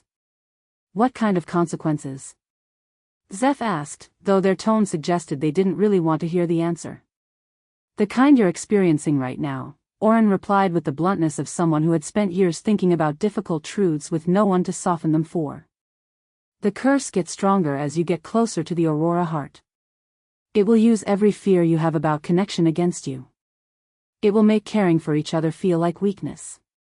It will convince you that your companions are burdens, that you're better off alone, that the only safe choice is to abandon the quest and return to the comfortable isolation you've each perfected. River made a soft sound of distress. So it's not enough to want to save the Empire. We have to resist the curse's influence on ourselves while we're trying to break it. Exactly, Oren said with satisfaction, as if River had correctly answered a difficult exam question. And based on what I've observed of your group dynamics since you arrived, you're failing that test quite badly. The words hung in the air like a physical presence. Kira felt them settling into her chest, heavy and undeniable. They were failing. Despite everything they'd learned about connection, despite the bond they'd built during the storm, despite their good intentions and their commitment to the quest, they were slowly pulling apart. Is there any way to resist the curse's influence? She asked, though part of her was already calculating how long it would take to return to the capital alone. The same way you resist any fear, Oren replied. By doing the thing that terrifies you. Repeatedly. Until it becomes stronger than the fear itself. They looked around at the empty library, the solitary years of research, the brilliant discoveries that had no one to share them with. I chose understanding over connection, knowledge over vulnerability. I learned everything there is to know about the sundering, but I never learned how to break it because breaking it requires the one thing I was never brave enough to risk. Which is? Thorn asked. Trusting other people with my heart, Oren said simply. Caring about them enough that their welfare becomes more important than my own safety. Choosing to love them even when I'm certain they'll eventually leave or disappoint or hurt me. Their voice grew softer, sadder. I could never risk that. So I stayed here, safe in my research, brilliant and completely useless. Zeph laughed bitterly. So we're supposed to succeed where you failed by doing the one thing we're all terrified of? Trust each other completely while a magical curse is actively trying to convince us that trust is stupid? Yes, Oren said with the matter-of-fact tone of someone delivering a mathematical proof. That's exactly what you're supposed to do. And if you can't do it, the curse wins. The Empire becomes a collection of isolated individuals who remember connection as a pleasant dream they once had, and eventually even that memory fades. The silence that followed was profound and terrible. Kira looked at her companions, River obsessively checking their medical supplies again, Zeph already planning their next scouting expedition, Thorn's soldiers maintaining perfect formation while avoiding each other's eyes. She could feel the curse working on all of them, turning their strengths into isolation, their capabilities into barriers between them and the people they needed to save. We should make camp, she said finally. Rest while we consider our options. But even as she said it, she was thinking about how much simpler the quest would be if she didn't have to worry about anyone else's safety, anyone else's opinions, anyone else's emotional needs. The curse whispered that she'd been right all along, she worked better alone. They made camp in the ruins of what had once been a grand plaza, using the broken walls for shelter and the intact sections for elevated watch positions. It should have felt secure, protected, but instead it felt like a collection of individual camps that happened to occupy the same space. Kira took first watch, positioning herself where she could monitor all approaches while avoiding conversation with the others. She told herself it was tactical. Someone needed to maintain objective perspective while the others processed Oren's revelations. But really she was afraid that if she talked to them, she'd say something that revealed how much she wanted to abandon the quest and return to the simple, manageable solitude of her apartment above the weaponsmith's shop. River was treating everyone's minor aches and injuries with mechanical precision, but they flinched away from any attempt at personal conversation. When Thorn asked about their training, River provided factual answers but nothing personal, nothing that would require emotional vulnerability. Zeph disappeared entirely, claiming to scout the perimeter but really just finding reasons to be anywhere the group wasn't. They returned periodically to report that everything was secure, but they wouldn't meet anyone's eyes and they positioned themselves at the edge of the camp like someone ready to run. Even Thorn's soldiers, trained to function as a unit, were isolating themselves. They followed orders and maintained watch rotations, but they'd stopped the casual conversation and companionable silence that marked functional military units. The breaking point came during Kira's second watch, when River approached her with obvious reluctance. "We need to talk," River said quietly. "About what Oren told us. About what's happening to our group." Kira didn't look away from her surveillance of the perimeter. "Nothing's happening that we can't handle." "That's not true and you know it," River pressed. "We're falling apart. Just like Millbrook, just like everywhere else the curse has taken hold. We're choosing isolation because it feels safer than risking disappointment." "Maybe that's because it is safer," Kira replied, the words coming out harsher than she'd intended. "Maybe we were stupid to think that 3 strangers could form the kind of bond necessary to save an empire. Maybe the curse isn't making us see lies, maybe it's making us see the truth." River flinched as if Kira had struck them. "You don't mean that." "Don't I?" Kira turned to face them fully, and she saw River step back at whatever they saw in her expression. "Look at us, River. Really look. Zeph can't stay in camp for more than an hour without finding an excuse to leave. You're healing people who don't need healing and avoiding anyone who tries to actually talk to you. I'm making unilateral decisions because I don't trust any of you to make the right choices when the pressure increases.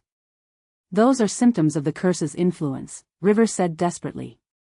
"They're not who we really are. Or they're who we've always been," Kira countered. "Maybe the 3 days in the cave were the aberration. Maybe we were playing at connection because we were scared and had no other choice, but now that we're back in the world, we're reverting to our natural state."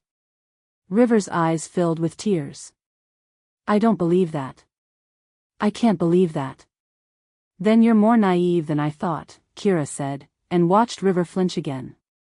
"This is what I was afraid of from the beginning.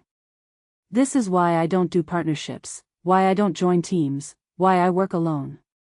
Because eventually, people disappoint you. Or you disappoint them. And everyone gets hurt. So that's it?" River's voice was barely a whisper. "We give up. We go home and let the Empire die because we're too afraid to trust each other." "We go home," Kira confirmed, "because we're not capable of the kind of connection the Aurora heart requires. We're not heroes, River. We're just 3 damaged people who made the mistake of thinking our damage could somehow balance out." River stared at her for a long moment, tears flowing freely now. Then they turned and walked away, not toward their bedroll but toward the edge of camp where Zeph was presumably maintaining their vigil. Kira returned to her watch, telling herself that the sharp pain in her chest was relief, not heartbreak. She'd told the truth, finally. They weren't capable of this quest. They should abandon it before anyone got hurt worse than they already had been. But as she watched River find Zeph at the perimeter, watched them sit together in the kind of careful distance that allowed for conversation without intimacy, she realized she'd just done exactly what Oren had warned them about. She'd chosen safety over connection, isolation over vulnerability. She'd chosen to break their bond rather than risk having it broken for her. And somewhere in the ruins around them, she could swear she heard the curse's satisfied whisper, feeding on the destruction of hope she'd just accomplished. They'd made it all the way to the Aurora Heart's vicinity, only to discover that the real test wasn't defeating external enemies. It was defeating the fear that told them love was just another word for eventual loss. And so far, the fear was winning. The fight erupted at dawn, triggered by something so small that later none of them would be able to remember exactly how it started. Maybe it was Zeph's announcement that they were going to scout ahead, again, for the third time in 2 days. Maybe it was River's insistence on checking everyone's health when Thorn's soldiers were clearly fine. Maybe it was Kira's decision to change their route without consulting anyone else. But suddenly they were all standing in the ruined plaza, voices raised in anger that felt both completely justified and utterly irrational. "You don't get to make decisions for all of us just because you think you know better," Thorn was saying, their military bearing rigid with controlled fury. "I'm making decisions because no one else will," Kira shot back. "You want to discuss every choice until the curse picks us off one by one. Some situations require leadership." "Leadership?" Zeph laughed bitterly. "You mean control. You can't stand the idea that you might need other people, so you're trying to turn us into extensions of your will instead of actual partners. And you can't stand the idea of actually being present for difficult conversations," River snapped at Zeph, their usual gentleness completely absent. "Every time we try to address what's happening to our group, you disappear. You scout ahead, you check perimeters, you find any excuse to avoid dealing with the fact that you actually care about people." "Of course I care," Zeph shouted. "That's the problem. Caring about you means worrying about you, which means I can't think clearly, which means I make mistakes that could get everyone killed. It's safer for everyone if I maintain professional distance." "Safer for who?" River demanded. "For us, or for you? Does it matter?" Kira interjected. "We're not capable of this. Look at us, we can't even have a conversation without it turning into accusations and hurt feelings. How are we supposed to activate an artifact that requires perfect emotional harmony?" "Maybe because we're not supposed to have perfect emotional harmony," River said, their voice breaking with frustration. "Maybe we're supposed to be messy and complicated and scared, and choose each other anyway. Maybe that's what makes it brave instead of easy." "Brave?" Kira felt something cold and sharp twist in her chest. "It's not brave, it's stupid. You want to know what I really think? I think we're kidding ourselves. I think we're 3 people who are fundamentally broken in ways that make us incapable of healthy relationships, and we're trying to save an empire by doing the one thing we've never been able to do successfully." The words landed like physical blows. She saw River step back as if struck, saw Zeph's face close off completely, saw Thorn's expression shift from anger to something that might have been pity. "You know what?" Zeph said quietly. "You're right. We are broken. All of us. But I thought maybe being broken together was better than being broken alone." They looked around at all of them, their expressions cycling through hurt and anger and something that looked like grief. "Apparently I was wrong." They turned and walked away, not toward the perimeter this time but toward the path that led back the way they'd come. "Where are you going?" River called after them. "Home," Zeph replied without turning around. Like Kira said, this was a mistake. We're not heroes. We're just damaged people who should stick to what we're good at. "And what's that?" River asked, but their voice was barely a whisper. "Being alone," Zeph said, and kept walking. River made a sound that was half sob, half laugh. "Well, I guess that settles it." They looked at Kira with eyes that held more disappointment than anger. "You got what you wanted. No more messy emotions, no more risk of connection. Just you and your certainty that caring about people is too dangerous to attempt." They gathered their medical supplies with shaking hands, not packing properly but just grabbing what they could carry quickly. "I'm going back to the capital. Back to my clinic, back to healing people who don't expect anything from me except professional competence. Back to being useful without being vulnerable." "River," Kira started, but stopped. What could she say? That she was wrong? That she didn't mean it? The curse whispered that she'd spoken the truth, that this was always how it was going to end. "Don't," River said firmly. "Don't make this harder than it already is. You made your choice. We all made our choices." They left, following the same path Zeph had taken. Kira stood in the ruined plaza with Captain Thorn and the silent soldiers, surrounded by the broken stones of a civilization that had chosen isolation over connection and paid the ultimate price for that choice. "Orders, ma'am?" Thorn asked quietly. Kira looked toward the center of the borderlands, where the Aurora Heart waited for heroes who could choose love over fear. Then she looked back toward the Empire, toward her small apartment and her simple life and the comfortable isolation that had served her for 20 years. "We return to the capital," she said. "Mission aborted." As they began breaking camp, Kira told herself she felt relieved. No more responsibility for other people's safety. No more worry about their feelings, their needs, their complicated emotional landscapes. No more risk of caring so much that losing them would destroy her. But as they prepared to leave the sunken city, she found herself looking back toward Oren's library. The scholar had spent 15 years researching the cure for the Sundering but had never been brave enough to risk the vulnerability that would make the cure possible. Just like her. The curse had won, not through magical compulsion or external force, but through the simple expedient of convincing them that the thing they wanted most, connection, was the thing they had to fear most. And now the Empire would pay the price for their cowardice. As they began the journey back to familiar isolation, none of them noticed the tears on Kira's cheeks, or the way her hand kept moving to the crystal pendant the Oracle had given them, the pendant that was supposed to guide them to the Aurora Heart. The pendant that was still pulsing with soft blue light, still pointing toward their destiny. Still waiting for them to be brave enough to choose each other over safety. But they were walking away from it now, and with each step, the light grew dimmer. Just like the hope for the Empire's heart. Chapter 6, The Ordeal. Kira made it exactly 3 miles back toward the Empire before the pendant's light went out completely. She'd been walking in grim silence with Captain Thorn and the soldiers, telling herself that the growing darkness in the crystal was simply a natural response to increasing distance from their objective. But when the soft blue glow died entirely, leaving only cold, lifeless stone against her palm, the absence felt like a physical blow to her chest. "The pendant," she said, stopping so abruptly that Thorn nearly walked into her. "Ma'am?" the captain asked, their military training making them scan for threats even though Kira's distress was clearly internal. Kira held up the crystal, its surface now as dark and empty as winter sky. "The Oracle said it would guide us to the Aurora Heart. It's been glowing since we started this quest, getting brighter as we got closer." She looked back toward the sunken city, though it was no longer visible through the magical distortion of the borderlands. "Now it's dead." "Perhaps the magical interference," Thorn began, but Kira cut them off.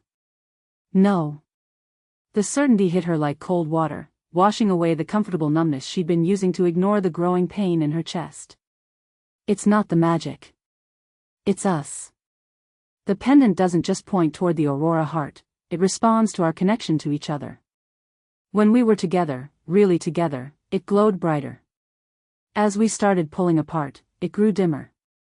She looked at the dead crystal, then at Thorn's carefully neutral expression, then back toward the path where River and Zeph had disappeared hours earlier. "And now that we've completely severed our bonds, it's gone dark. Because there's nothing left to guide." Thorn was quiet for a long moment, their strategic mind processing the implications. "You're saying the quest requires more than just reaching the Aurora Heart's location." "I'm saying the quest requires us to be the kind of people worthy of wielding it," Kira replied, the words tasting like ash in her mouth. "Oren told us, the artifact only works for people who have already chosen connection over safety. Not people who might choose it under the right circumstances, but people who choose it even when it's terrifying, even when it hurts, even when they're certain it will lead to loss." She closed her fist around the lifeless pendant. "We had that, for a few days. We were choosing each other despite our fears. But the moment the curse put pressure on those bonds, we broke. We chose safety over love, isolation over vulnerability. We proved we weren't worthy of the cure." "And now?" Thorn asked. Kira looked again toward the Empire, toward her small apartment and her simple life. A life that would continue exactly as it had been while the Sundering spread through the Empire like a slow poison, turning communities into collections of strangers, families into groups of individuals who happened to share living space. "Now the Empire dies," she said quietly. Because we were too afraid to risk our hearts. River had made it even less far before their healer's instincts overrode their emotional retreat. They'd been walking south toward the Empire's borders, their medical supplies bouncing awkwardly against their hip, when they encountered the first refugees from a settlement called Greyvale. A family, parents and 2 young children, traveling with the careful distance that marked sundering victims, each member maintaining precise spacing from the others as they fled whatever had happened to their home. The children were sick. Not physically, but with the peculiar spiritual exhaustion that came from being unable to connect with the people they needed most. They moved like small ghosts, following their parents but not interacting with them, not seeking comfort or offering the simple affection that should have been natural between family members. River's feet stopped moving of their own accord. "Excuse me," they called to the family.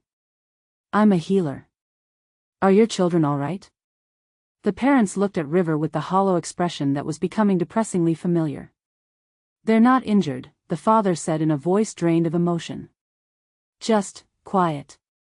They used to play together, used to climb all over us, used to chatter constantly about everything they saw. Now they barely speak." "When did this start?" River asked, already knowing the answer but needing to hear it confirmed. 3 days ago, the mother replied. "Right after we decided it was safer for everyone if we kept more space between ourselves. Less conflict, less disappointment." The children adapted quickly. Her voice broke slightly. Maybe too quickly. River knelt to the children's level, seeing in their young faces the same emptiness that had marked the adults in Millbrook. But children were more resilient than adults. Their capacity for connection hadn't been worn down by years of disappointment and careful self-protection. "What are your names?" River asked gently. The older child, maybe 7 years old, looked at them with solemn eyes. "I'm Tam. This is my brother Jorik."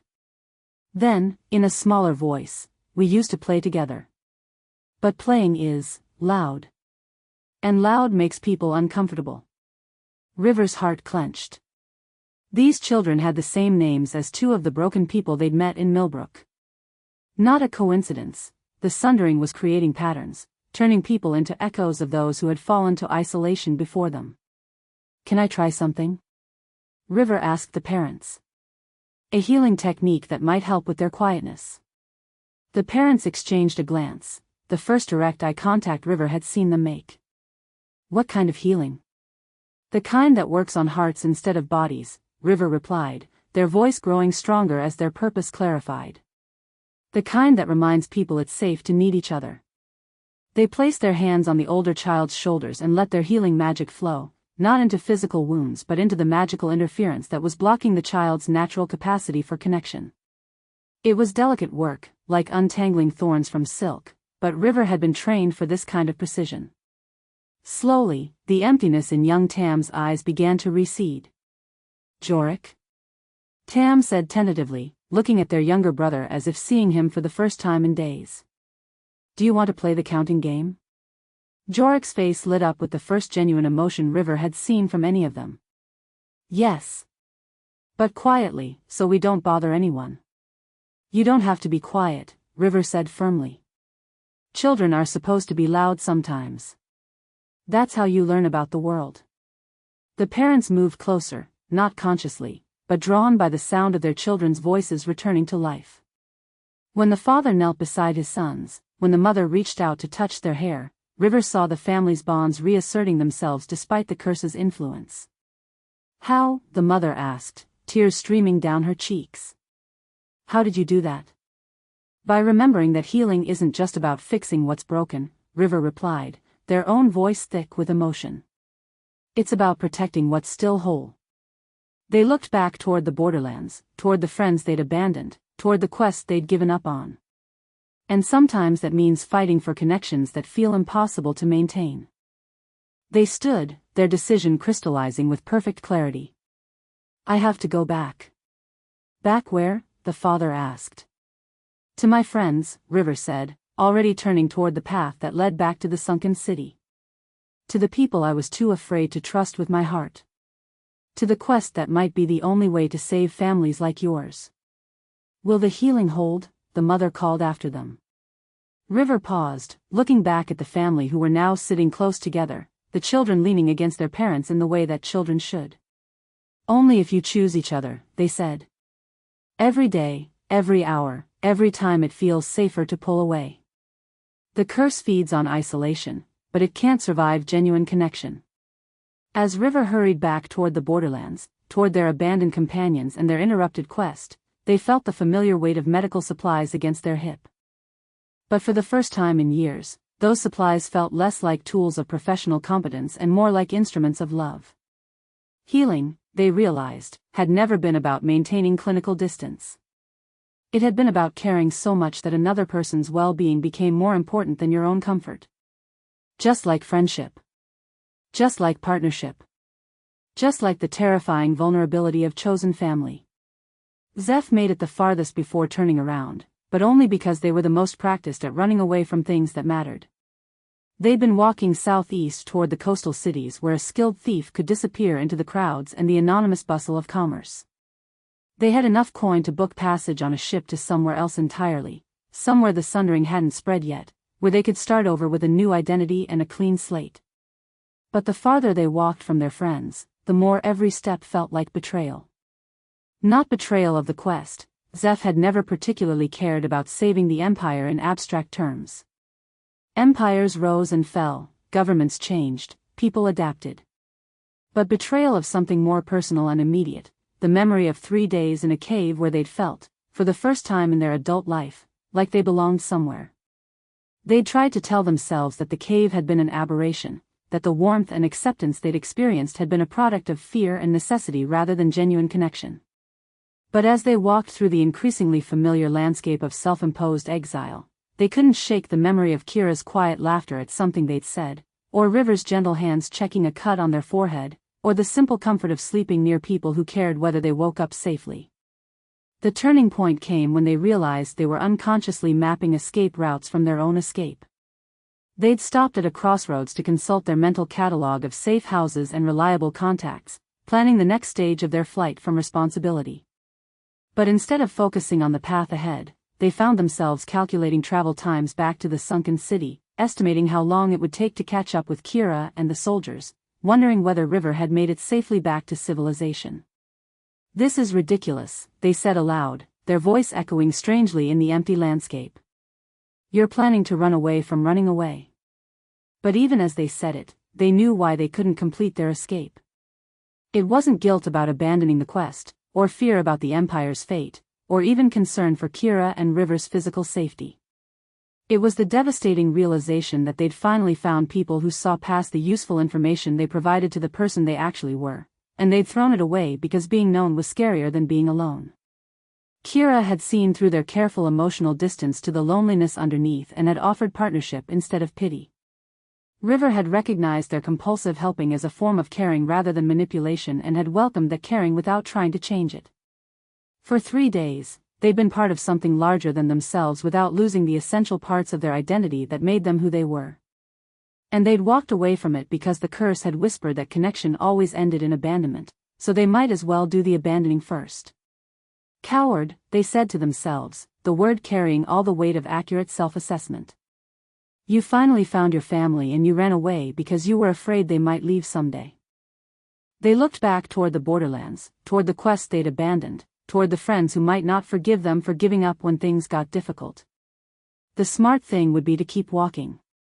The safe thing would be to disappear into anonymity and never risk this kind of heartbreak again. But for the first time in their life, Zeph discovered that there were things more important than being smart or safe. There were things worth being brave for. They found each other at the crossroads where the Empire's territory ended and the borderlands began, drawn by the same realization and the same desperate hope that it might not be too late. Kira arrived first, having convinced Captain Thorne to turn the patrol around with an explanation that sounded more like a confession. I've spent 20 years choosing safety over connection, and the result is that I'm perfectly prepared to save an empire that no longer has anything worth saving. The curse doesn't win by destroying our bonds, it wins by convincing us to destroy them ourselves. River arrived next, still carrying the healing supplies they'd grabbed in their hasty departure but now understanding what those supplies were really for. not maintaining professional distance while treating patients, but fighting for the connections that made healing meaningful in the first place. Zeph arrived last, their expressions cycling through relief, embarrassment, and something that might have been hope.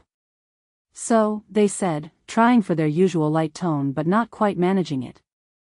"I guess we're all terrible at giving up." "The worst," Kira agreed, and for the first time in days her voice held something approaching warmth. "Professionally incompetent at walking away," River added, their eyes bright with unshed tears. They stood in the crossroads, three people who had proven they could survive alone but had chosen to risk failing together instead. The pendant in Kira's palm began to glow with soft blue light, not as bright as it had been during their closest moments in the cave, but steady and growing stronger. "So," Zeph said, their tone more serious now. "We're really going to do this? March back into the borderlands, face the Aurora Heart, and try to save an empire using the power of friendship?" "We're going to do something harder than that," Kira replied, looking at each of them in turn. "We're going to save each other. The empire is just collateral benefit." River nodded. Oren said the Aurora Heart only works for people who have already chosen connection over safety. "We proved we could make that choice once. We proved we could make it again by coming back. Now we have to prove we can keep making it, even when it gets scary. Even when we fight," Zeph added. "Even when we disappoint each other," Kira said. "Even when we're certain it's going to end badly," River concluded. They began walking back toward the sunken city, toward Oren's library and the information that would guide them to the Aurora Heart's location. Behind them, Captain Thorne's soldiers followed in formation, but Kira noticed that the careful distances between them had shortened slightly. Whatever was happening to the main group was affecting everyone around them, not through magic, but through the simple example of people choosing vulnerability over safety. "You know," Zeph said as they walked, "the curse was right about one thing. Connection is dangerous. Caring about people does make you vulnerable in ways that isolation never can." "Yeah," Kira agreed. "But isolation isn't the opposite of vulnerability. It's vulnerability without the possibility of joy. The Oracle told us that," River remembered. "Joy is the only thing powerful enough to break a curse built from the fear of living fully." They walked through the morning toward their destiny, three people who had learned the difference between being alone and being lonely, between safety and actual security, between avoiding pain and avoiding life. The pendant's light grew steadier with each step, responding not to their proximity to the Aurora Heart but to their proximity to each other.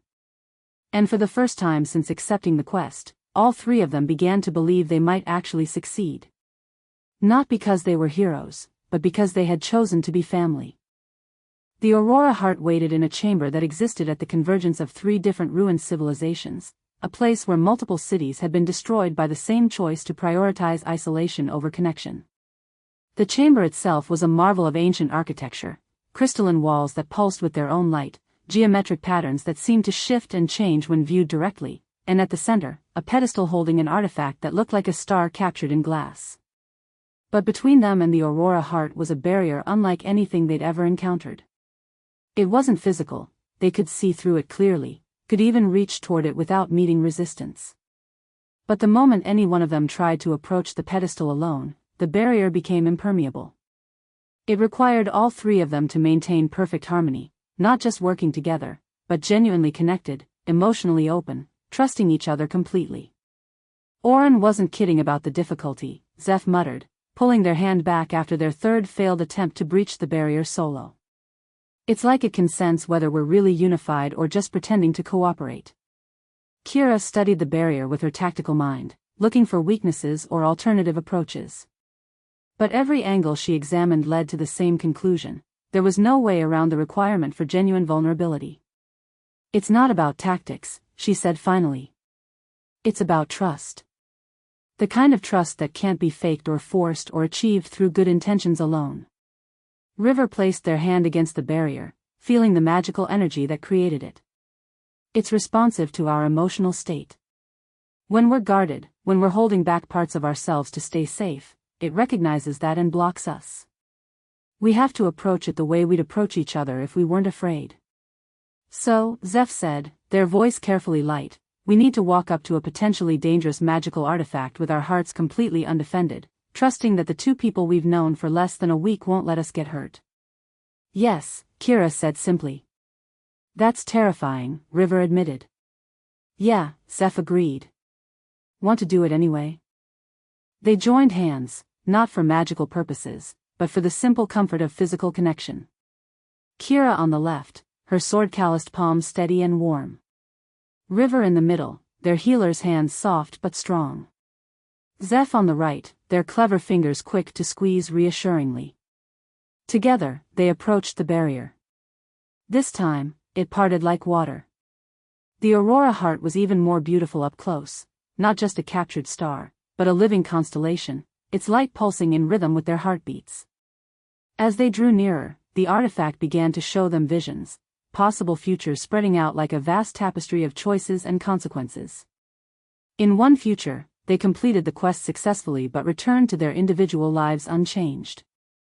The curse was broken, the Empire saved, but they went back to their separate apartments, their professional distances, their careful avoidance of the vulnerability that had made victory possible. The connections that had saved the world withered from neglect, becoming fond memories rather than living relationships. In that future, the Aurora Heart's power faded within a generation. The Sundering returned, stronger than before, because no one remembered how to choose connection over safety when the choice became difficult. But in another future, brighter, more chaotic, infinitely more alive, they chose each other first and the Empire second.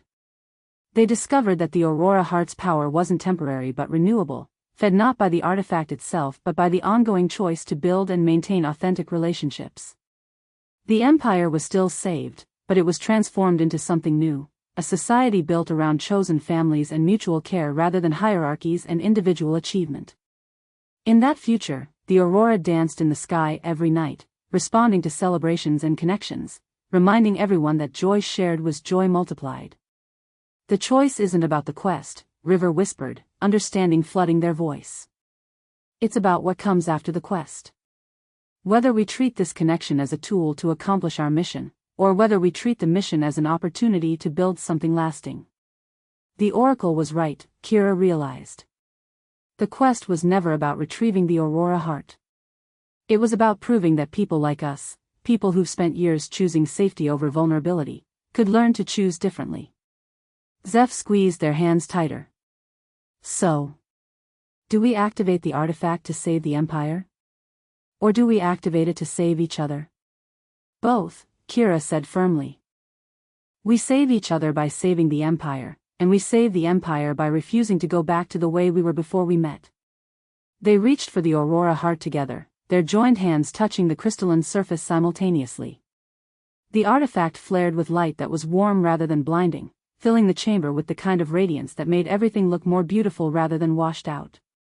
But more than that, it filled them with a profound sense of completeness, not because they had found something they were missing, but because they had found the courage to share what they already had. The Aurora Heart lifted from its pedestal, hovering between their joined hands, no longer an ancient artifact but a living symbol of the choice they had made, to risk their hearts in service of something larger than themselves. As the light spread outward from the chamber, racing across the borderlands and back toward the Empire like dawn breaking across the world, Kira felt the curse's influence shatter. Not destroyed, but transformed, the energy that had enforced isolation becoming a force that strengthened connection instead.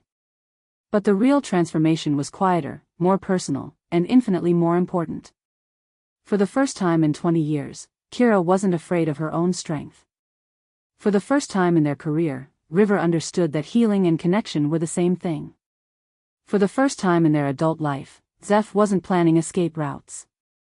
They had found the Aurora Heart, but more importantly, they had found each other. And they had chosen to keep finding each other, every day, for as long as they all lived. The Empire was saved. Their real adventure was just beginning. Chapter 7, The Dangerous Choice. The Aurora Heart's visions faded, leaving them standing in the crystalline chamber with their hands still joined around the hovering artifact.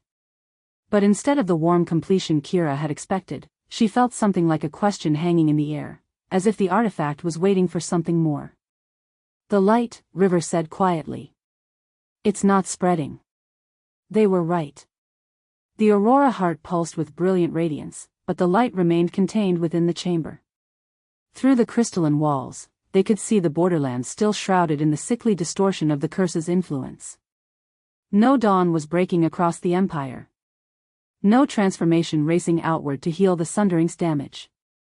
We saw the visions, Zeph said, their voice tight with concern. We made the choice to put connection first. Why isn't it working? As if responding to their question, the Aurora heart's light shifted, showing them something new. Not visions of possible futures this time, but images of the past, the civilization that had originally bound the curse to this artifact. They saw a great city at the height of its power, filled with people who had mastered every art and science, who had built wonders that made the Empire's greatest achievements look primitive. But they also saw the fear that had consumed that civilization, the terror that their connections to each other made them vulnerable, that caring for others would weaken their individual strength. One by one, the city's leaders had withdrawn into isolation, convincing themselves that separation was wisdom, that independence was strength. They had created the Aurora heart not as a symbol of connection, but as a tool to enforce their isolation, to make their choice of solitude permanent and irreversible. But the artifact had required a price. To bind the curse of isolation to the Aurora heart, one person had to voluntarily sever all connections, carry the full weight of perfect solitude, and remain that way forever. They had to become the living embodiment of the curse, isolated even from their own humanity.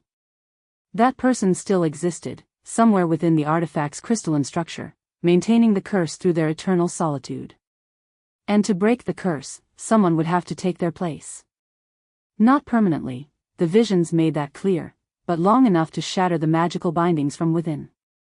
Someone would have to enter perfect isolation, cut off from all connection, and endure the curse's full force while the others worked to free them. The risk was enormous. The curse would whisper that isolation was preferable, that connection had always been an illusion, that staying alone was the only rational choice. Many who entered such perfect solitude never wanted to leave it. One of us has to go in there, Kira said, understanding flooding her voice with quiet dread. Into the isolation field. Alone. River's grip on her hand tightened. For how long? Until you can break the bindings from outside, Kira replied, though she didn't know how she knew this. The Aurora heart was sharing its requirements directly with her mind, showing her the magical mechanics of what needed to be done. But the person inside won't be able to help. They'll be completely cut off. And the curse will try to convince them to stay that way. Then we don't do it, Zeph said immediately.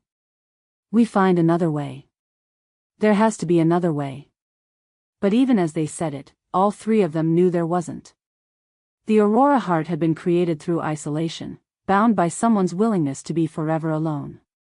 It could only be unbound by someone's willingness to risk the same fate. I'll go, Kira said. Absolutely not, River and Zeph said simultaneously. It has to be me, Kira continued, her voice gaining the calm certainty that came with tactical decisions. I'm the one who's most experienced with isolation. I spent 20 years choosing solitude over connection. If anyone can resist the curse's temptation to stay alone, it's me. That's exactly why it shouldn't be you, River said desperately. You're the one who's most vulnerable to believing the curse's lies about isolation being safer. And you're the one who's spent the longest building walls between yourself and other people, Zeph added. What if you get in there and remember why you preferred being alone? Kira looked at them, River with their healer's hands shaking slightly, Zeph with their quick eyes calculating escape routes they couldn't use. These two people who had become more important to her than her own safety, more precious than the comfortable solitude she'd maintained for decades. That's exactly why I have to go, she said gently. Because I know what I'm giving up. I know what isolation costs. And I know that no amount of safety is worth losing you. Before they could argue further, she stepped toward the Aurora heart. The artifact responded immediately, opening like a flower to reveal a space within its crystalline structure, a chamber within the chamber, perfectly transparent but utterly isolating. Kira, don't, River pleaded. If you love us, don't do this, Zeph added, their voice breaking. Kira turned back to them, memorizing their faces, their voices, the way River's healing magic made their eyes glow with soft light, the way Zeph's quick mind showed in every expression. I'm doing this because I love you. Because I love you enough to risk losing myself if it means you'll be safe. She stepped into the isolation chamber before they could stop her. The silence was immediate and absolute. Not just the absence of sound, but the absence of connection itself. She could see River and Zeph through the crystalline walls, could see them shouting her name, could see River trying to use healing magic on the barrier while Zeph searched frantically for some way to break her free. But she couldn't hear them, couldn't feel their presence, couldn't sense the warmth of companionship that had become as natural as breathing. For the first time in months, Kira was completely, perfectly alone. And the curse began to whisper. This is better, it said in a voice that sounded like her own thoughts. No one to worry about. No one to disappoint. No one to lose. Remember how simple life was when you only had to take care of yourself? The isolation chamber was comfortable in a way that her apartment above the weaponsmith's shop had never been. Spacious without being empty, quiet without being oppressive. She could see everything she needed, books that would never judge her reading speed, tools that would never break if she used them too roughly, space that would never be invaded by other people's needs and complications. They don't really need you, the curse continued. They're competent people. River can heal anyone, connect with anyone. Zeph can find their way anywhere, charm anyone they meet.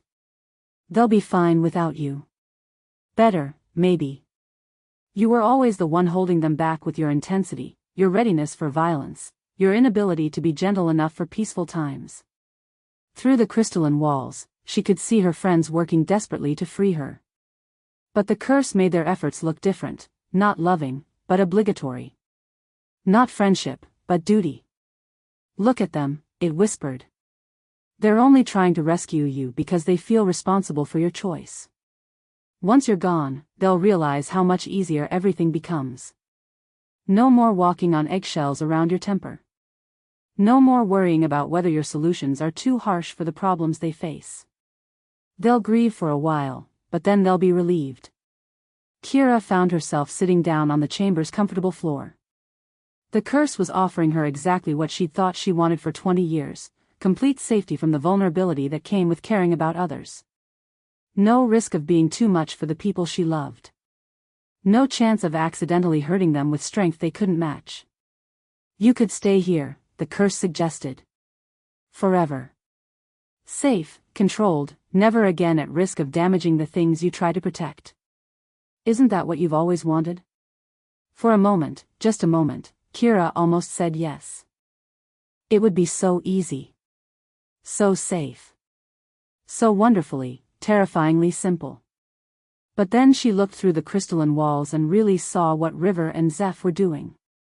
River wasn't trying to break the barrier with healing magic, they were trying to get inside it.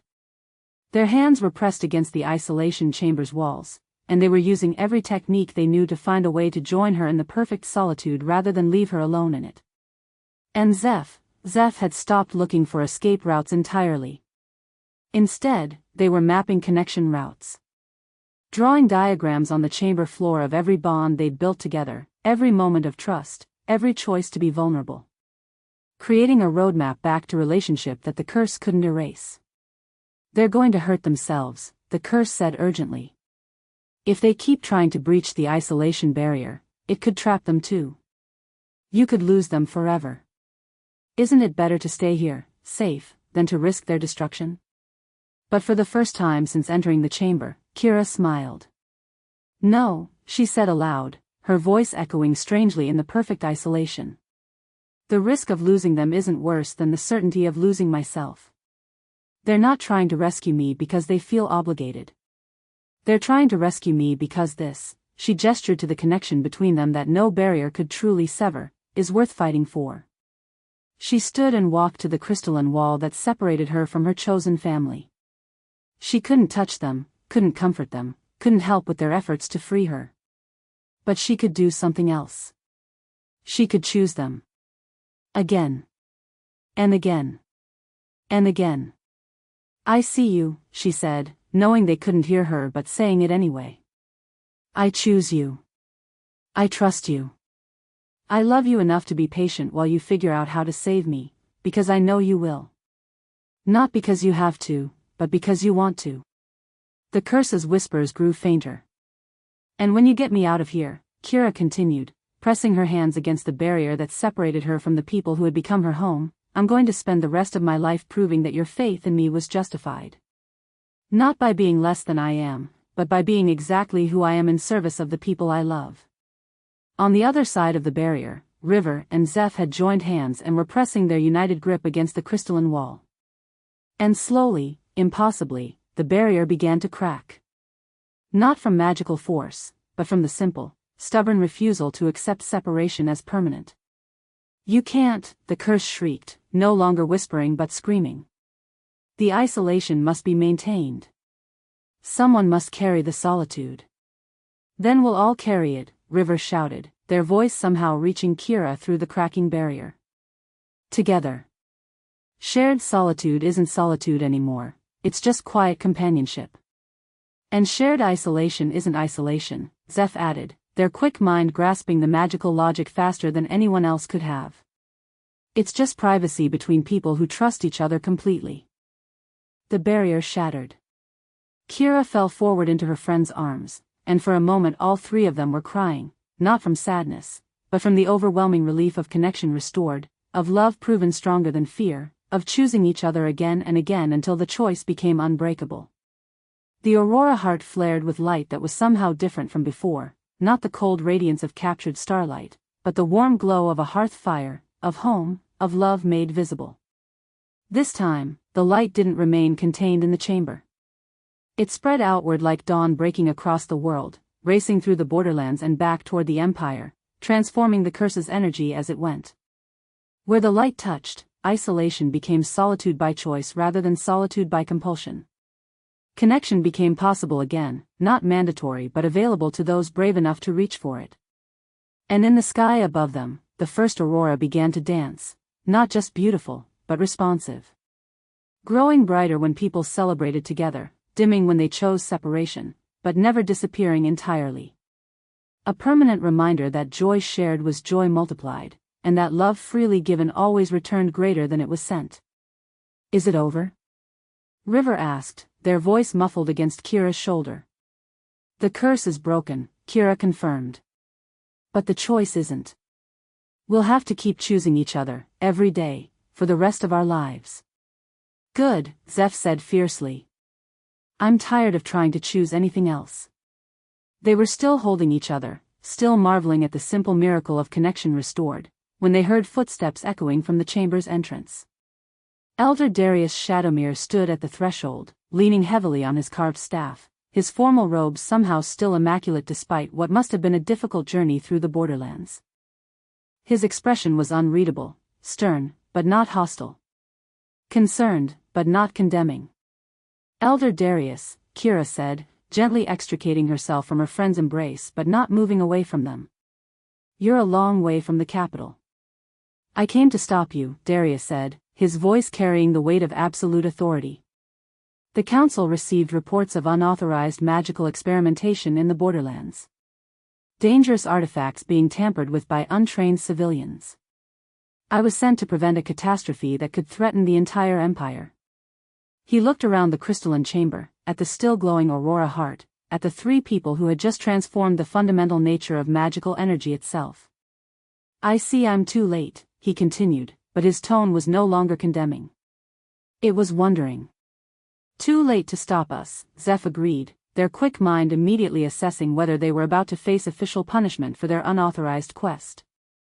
Too late to prevent the catastrophe, River added, though their healer's instincts were picking up something in Darius's demeanor that suggested he wasn't entirely displeased with what he'd found.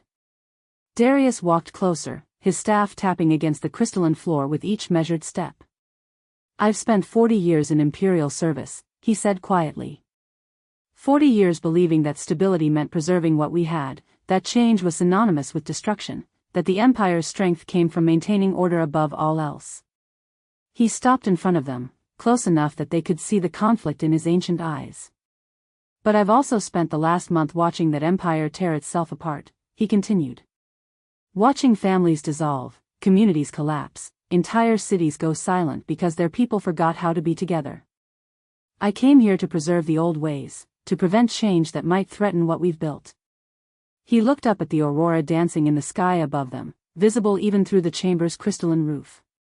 Instead, I find that you've created something entirely new, he said. Not destruction of the old, but transformation into something better. The empire I was sent to preserve was dying. The empire you've created. He trailed off, struggling for words. Is just beginning, Kira said gently. Darius nodded slowly. Show me, he said. Show me what you've built. Show me how this new empire of yours actually works. River smiled, the first genuine joy they'd felt since the Elder's arrival. It's not our empire, Elder Darius. It's everyone's. That's the whole point. The aurora responds to authentic connection, Zeph explained, their quick mind already seeing how to communicate the new reality to someone trained in the old ways. People can still choose isolation if they want to. But now they can also choose each other, without fear that caring will make them vulnerable to magical exploitation. And the choice to love, Kira added, becomes a choice to strengthen the whole community, not weaken it. Darius was quiet for a long moment, absorbing the implications. Then, slowly, he smiled, the first genuine expression of joy they'd seen from him. 40 years of believing that love was a luxury the Empire couldn't afford, he said wonderfully. And it turns out love was the only thing that could save it. He straightened, his formal bearing returning but somehow warmer than before. Well then. I suppose I should return to the capital with a full report on your successful completion of an official mission to investigate magical disturbances in the borderlands. Official mission? River asked, confused. Oh yes, Darius said with the satisfaction of someone who had just solved a complex political problem. Authorized by emergency council decree, of course. Classified until now for security reasons. The three of you are to be commended for your service to the Empire. Zeph laughed, bright and delighted and completely free. You're going to make it official retroactively? I'm going to make it right, Darius corrected. The Empire owes you a debt that can never be fully repaid. The least I can do is ensure you're honored rather than prosecuted for saving us all. As they prepared to leave the Aurora chamber, Kira felt the pendant around her neck pulse with warm light one final time. But now she understood that its true purpose had never been to guide them to the Aurora heart. It had been to guide them to each other. The quest was complete. Their real adventure was just beginning. And high above them, the Aurora danced in celebration of a choice that would echo through the Empire for generations to come, the choice to build something new on the foundation of love freely given and joyfully received. The age of isolation was over. The age of connection had begun. Chapter 8, The Road Back. The journey home took 5 days, but it felt like a lifetime measured in reverse. With each mile they traveled away from the borderlands and toward the Empire proper, they could see the Aurora heart's influence spreading like ripples in a pond. The sickly distortion that had marked cursed territory was fading, replaced by air that felt clean and bright. Colors seemed more vivid, sounds carried with clarity instead of the muffled quality that had marked the Sundering's influence. But more than the environmental changes, they could see the effect on people. On the first day, they encountered a merchant family who had been traveling in the careful formation that isolation demanded, parents and children maintaining precise distances, conducting necessary business without eye contact or unnecessary conversation. But as the Aurora heart's light touched them, something shifted. The youngest child, perhaps 6 years old, suddenly broke formation to run to her mother, throwing her arms around her waist in a hug that looked like coming home after a long exile. The mother's face crumpled as she knelt to embrace her daughter, and within moments the entire family was clustered together, talking and laughing and crying all at once. Not because they'd forgotten how to love each other, but because they'd suddenly remembered it was safe to show it. Is this what we did? River asked quietly, watching the family's reunion with tears streaming down their cheeks. Is this what the Aurora heart accomplished? This is what we chose, Kira corrected gently. The artifact just made it possible for everyone else to choose the same thing. Elder Darius, who had been observing the transformation with the analytical mind of someone trained in statecraft, nodded thoughtfully. The curse didn't create the fear of connection, he said. It amplified fears that already existed. Now that it's broken, people can choose relationship without fearing that caring will make them magically vulnerable. Zeph was mapping the spreading change with their quick eye for patterns. It's not happening all at once, they observed. The people closest to the borderlands are affected first, but it's spreading along trade routes and communication networks. Wherever people have existing relationships, even weak ones, the change is taking hold faster. Connection spreads through connection, River realized. The Aurora doesn't force people to care about each other, it just reminds them that caring is safe again. By the second day, they were no longer traveling alone. Captain Thorn had sent runners ahead to notify other patrols about the curse's breaking, but many of those patrols chose to join their journey back to the capital rather than simply receive reports. The soldiers were experiencing the same transformation as everyone else. The careful professional distances they'd maintained were dissolving into genuine camaraderie, the kind of brotherhood in arms that military units were supposed to have but rarely achieved. It's remarkable, Thorn said to Kira as they watched their combined force setting up camp for the evening.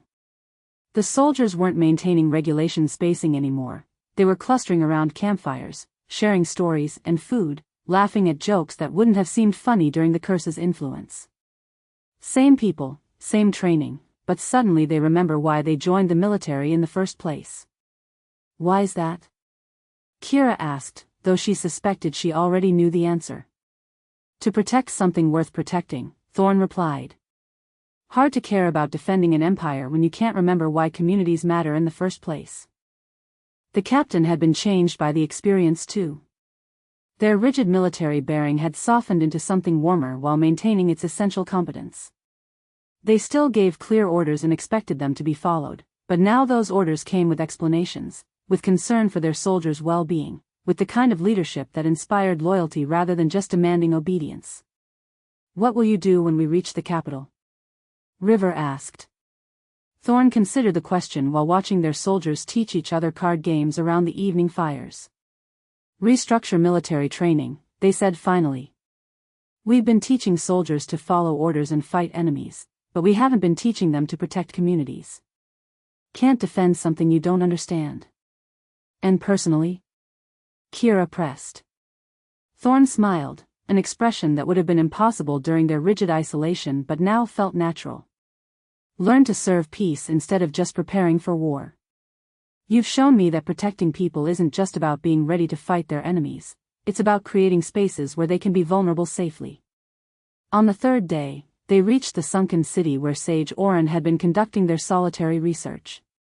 But the scholar was no longer alone in their library. They found Orin in animated conversation with a group of younger researchers who had apparently been drawn by reports of magical phenomena in the borderlands. Instead of the manic isolation that had marked their previous encounter, Orin was practically glowing with the joy of finally having people to share their discoveries with. Ah! The hero's return. Orin called out, gesturing wildly with ink-stained hands. Perfect timing. I've been explaining the theoretical implications of your Aurora heart activation to my new colleagues, and we have so many questions. Breathe, Orin, River said with gentle humor. We have time for questions. Actually, Zeph said, their quick mind already seeing the possibilities, we have a question for you. How would you feel about relocating your research to the capital? The Empire is going to need scholars who understand the new magical reality you helped create. Orin's eyes lit up like stars. You mean, collaborative research? With institutional support? And people to debate theories with who actually understand magical principles? We mean, Kira said with growing excitement, that the Empire needs a new approach to magical education. One based on sharing knowledge rather than hoarding it. One that teaches people to use magic to strengthen communities rather than just individual power. Orin paused, looking around at their beloved library, their years of solitary research, the comfortable isolation that had been both their greatest strength and their most profound limitation. I would need to pack carefully. Some of these texts are irreplaceable, and the magical instruments are quite delicate. So that's a yes? River asked, smiling. When do we leave? Oren replied, their enthusiasm making them look decades younger.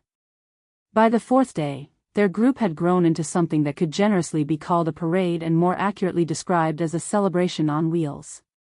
Word of the curse's breaking had spread faster than their party could travel, carried by the aurora that now danced across the sky every night.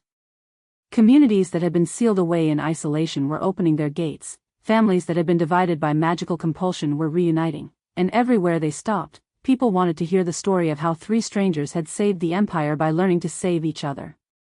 But more than that, people wanted to be part of whatever came next. It's like they're remembering something they'd forgotten, River observed, watching a group of children from 3 different villages playing together while their parents shared food and stories.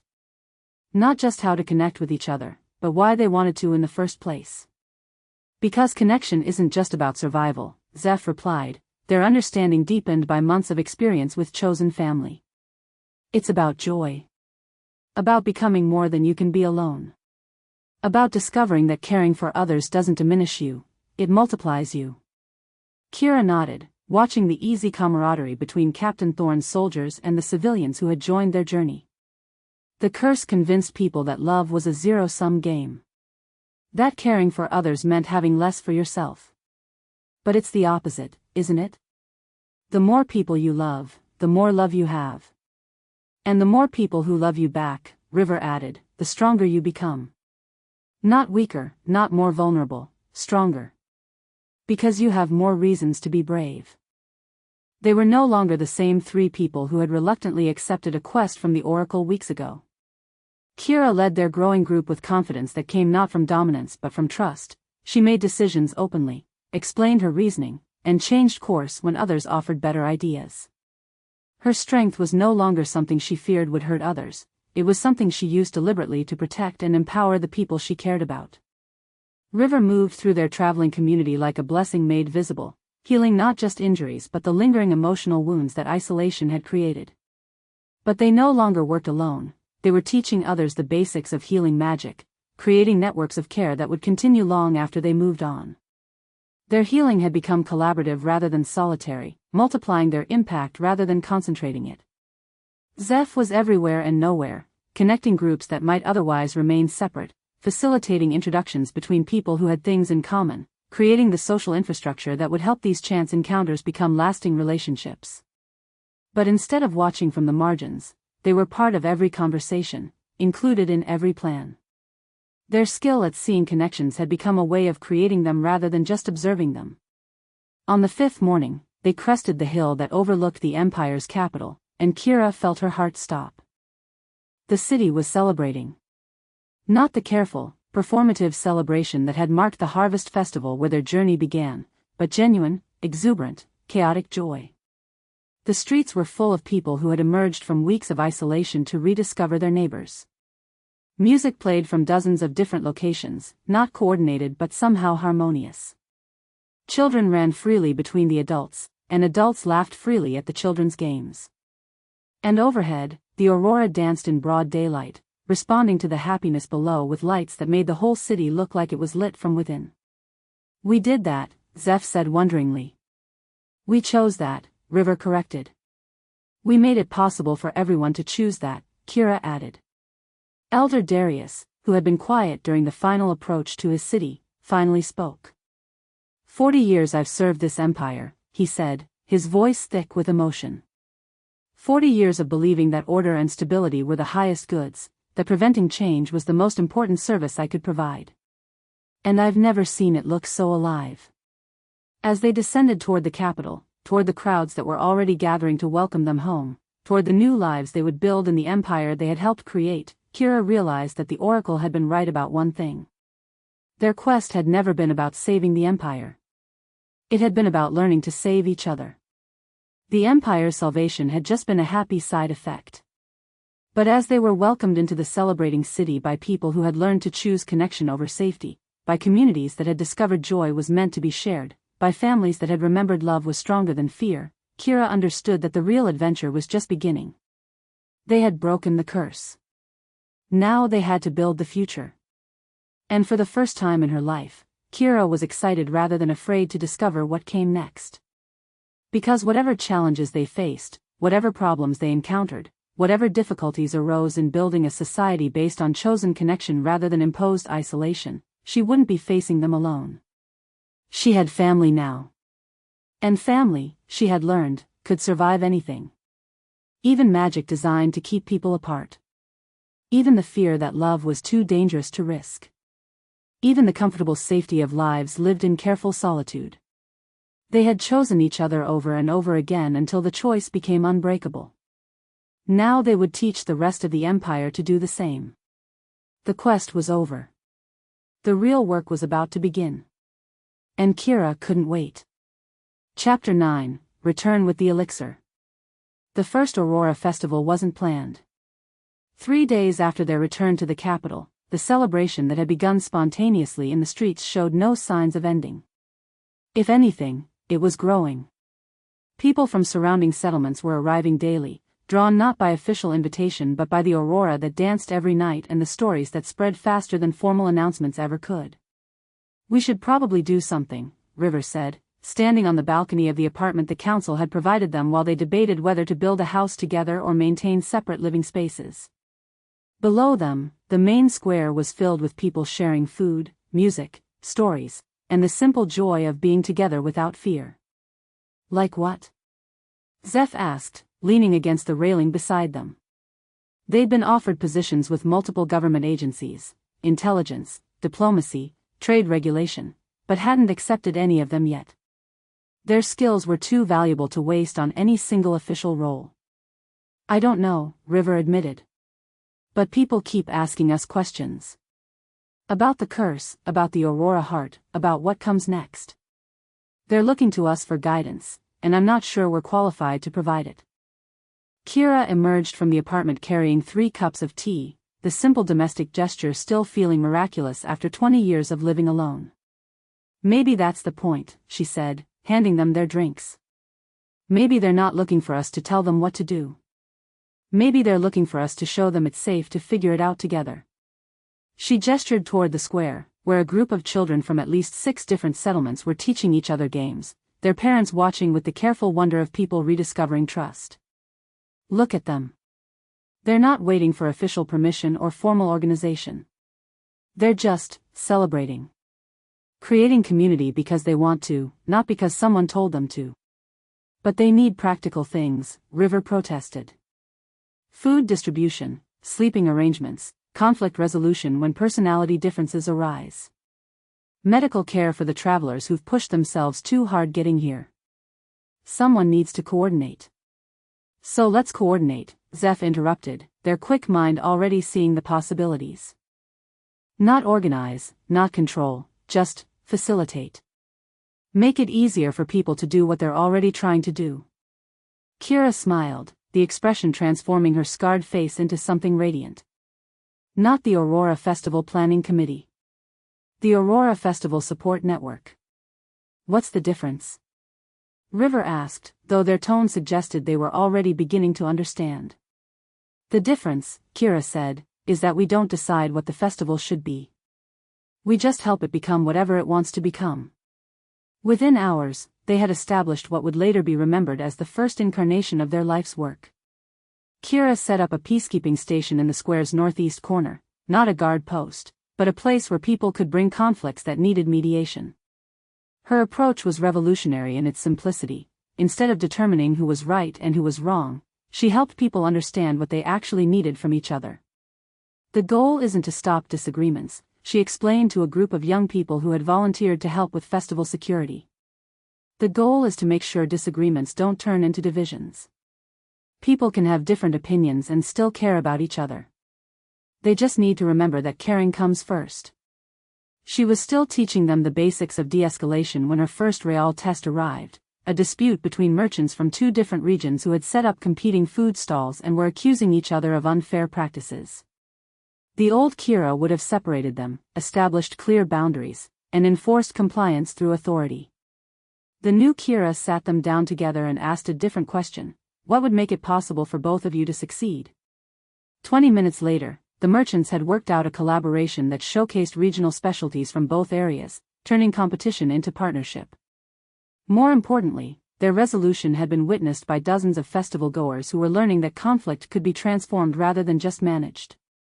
"How did you know that would work?" asked one of her volunteers, a young woman whose military bearing suggested she'd served under Captain Thorne. "I didn't," Kira admitted. "But I knew that people want to get along with each other. The curse convinced us that conflict was inevitable, that caring about others meant accepting they'd eventually disappoint us. But most of the time, people aren't trying to hurt each other, they're just trying to get their own needs met without understanding how those needs affect others." She looked across the square to where River was setting up what looked like a cross between a medical station and a community garden. "The real magic isn't in forcing people to agree. It's in creating spaces where they can disagree safely and still choose to care about each other." River's contribution to the spontaneous festival was characteristically both practical and profound. They had started by simply treating the minor injuries and illnesses that inevitably arose when thousands of people gathered in close quarters. But within a day, their medical station had evolved into something unprecedented, a wellness center where healing was community-centered rather than individual-focused. Instead of treating patients in isolation, River worked in full view of anyone who wanted to observe. They explained what they were doing, why certain remedies worked, how magical healing interacted with natural recovery processes. More importantly, they taught basic healing techniques to anyone willing to learn. "Healing isn't mysterious," they said to a group of children who had gathered to watch them tend a farmer's twisted ankle. "It's about paying attention to what bodies need and providing those things with as much love as you can manage." They demonstrated the simple combination of magical energy and herbal knowledge that accelerated natural healing, then let the children try the technique on small scrapes and bruises. The results weren't as polished as River's professional work, but they were effective, and more importantly, they were collaborative. "But what if we do it wrong?" asked one of the children, a boy perhaps 10 years old who had shown particular aptitude for the healing magic. "Then we learn from the mistake and try again," River replied. "Healing isn't about being perfect. It's about caring enough to keep trying, and trusting others to help you when you need it." By the third day, River's medical station had become a teaching hospital, a community garden, and a social center all at once. People came not just for treatment but for the knowledge and community that surrounded it. They learned to tend each other's minor ailments, to grow the herbs that supported wellness, to create the kind of mutual care that made professional intervention necessary less often. "Is this what you meant by healing through community building?" Kira asked, finding River surrounded by apprentice healers who were practicing magical techniques on volunteer patients. "This is what healing was always supposed to be," River replied, their hands glowing with soft light as they guided a young woman through her first attempt at pain relief magic. Not one person fixing everyone else's problems, but everyone learning to take care of each other. They gestured to the organized chaos around them, people teaching and learning, sharing knowledge and resources, creating networks of care that would continue long after the festival ended. "The curse made us think that needing help was weakness," River said. "But needing help is just being human. And providing help is just being loving. The magic isn't in the healing, it's in the choosing to care for each other." Zeph's approach to the festival was the most complex and the most invisible. While Kira mediated conflicts and River taught healing, Zeph moved through the crowds like a benevolent spider, spinning webs of connection that helped people find exactly what they were looking for, often before they knew they were looking for it.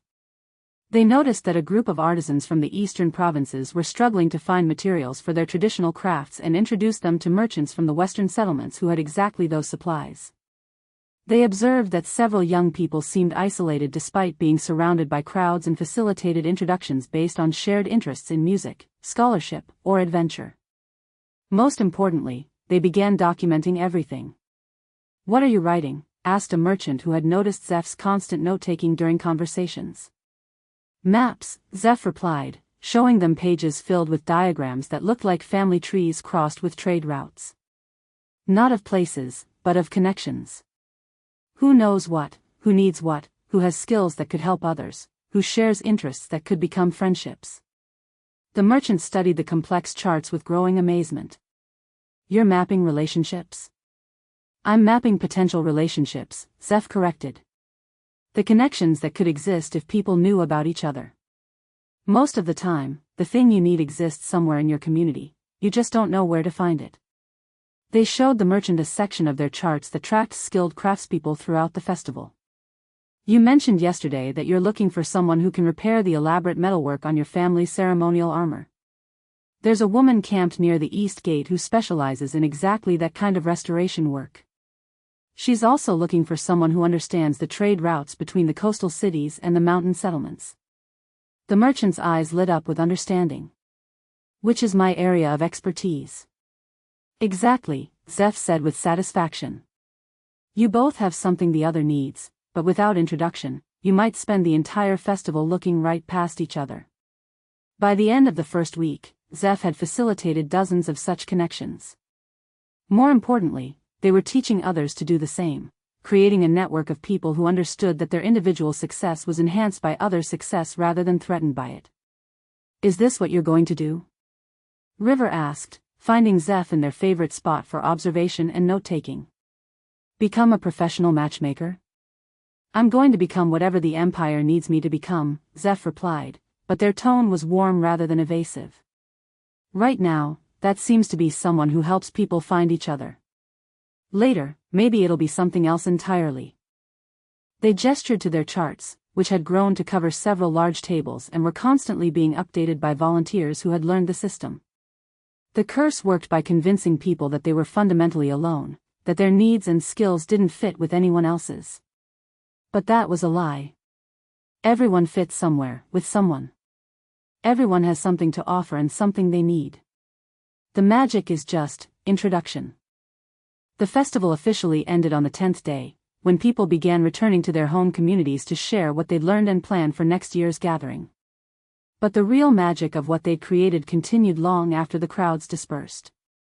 Kira's peacekeeping method spread throughout the Empire's military and civilian governance, transforming conflict resolution from punishment-based to relationship-based.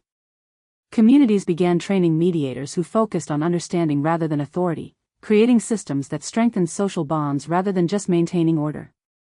River's collaborative healing approach revolutionized medical education, establishing teaching clinics where knowledge was shared freely and wellness became a community responsibility. The networks of mutual care that had begun during the festival expanded into permanent institutions that made professional medical intervention less necessary and more effective when it was needed. Zeph's connection facilitation grew into an empire-wide communication system that helped people find communities, opportunities, and relationships across vast distances.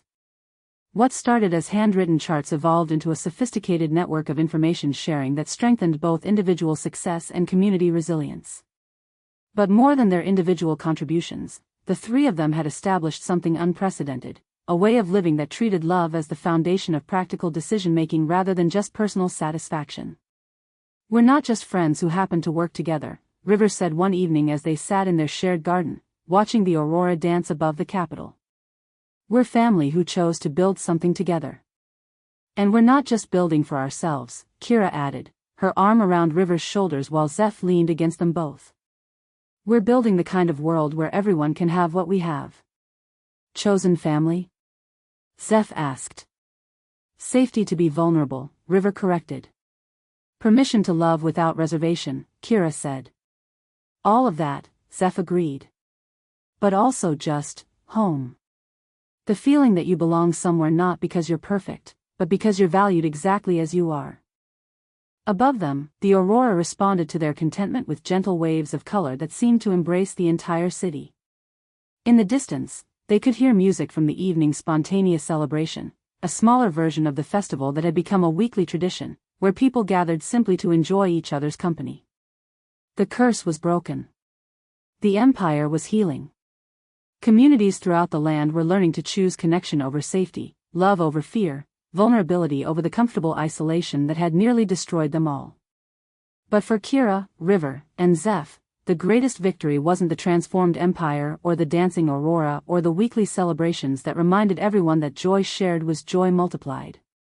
The greatest victory was this, sitting in their garden on an ordinary evening, surrounded by the family they had chosen and who had chosen them in return, knowing that tomorrow would bring new challenges that they would face together. They had completed their quest by learning to save each other. Now they were building a life by choosing to keep saving each other, every day, in all the small and large ways that love demanded. The quest was over. The adventure was eternal. And they couldn't wait to see what came next. Because whatever it was, they would face it as family.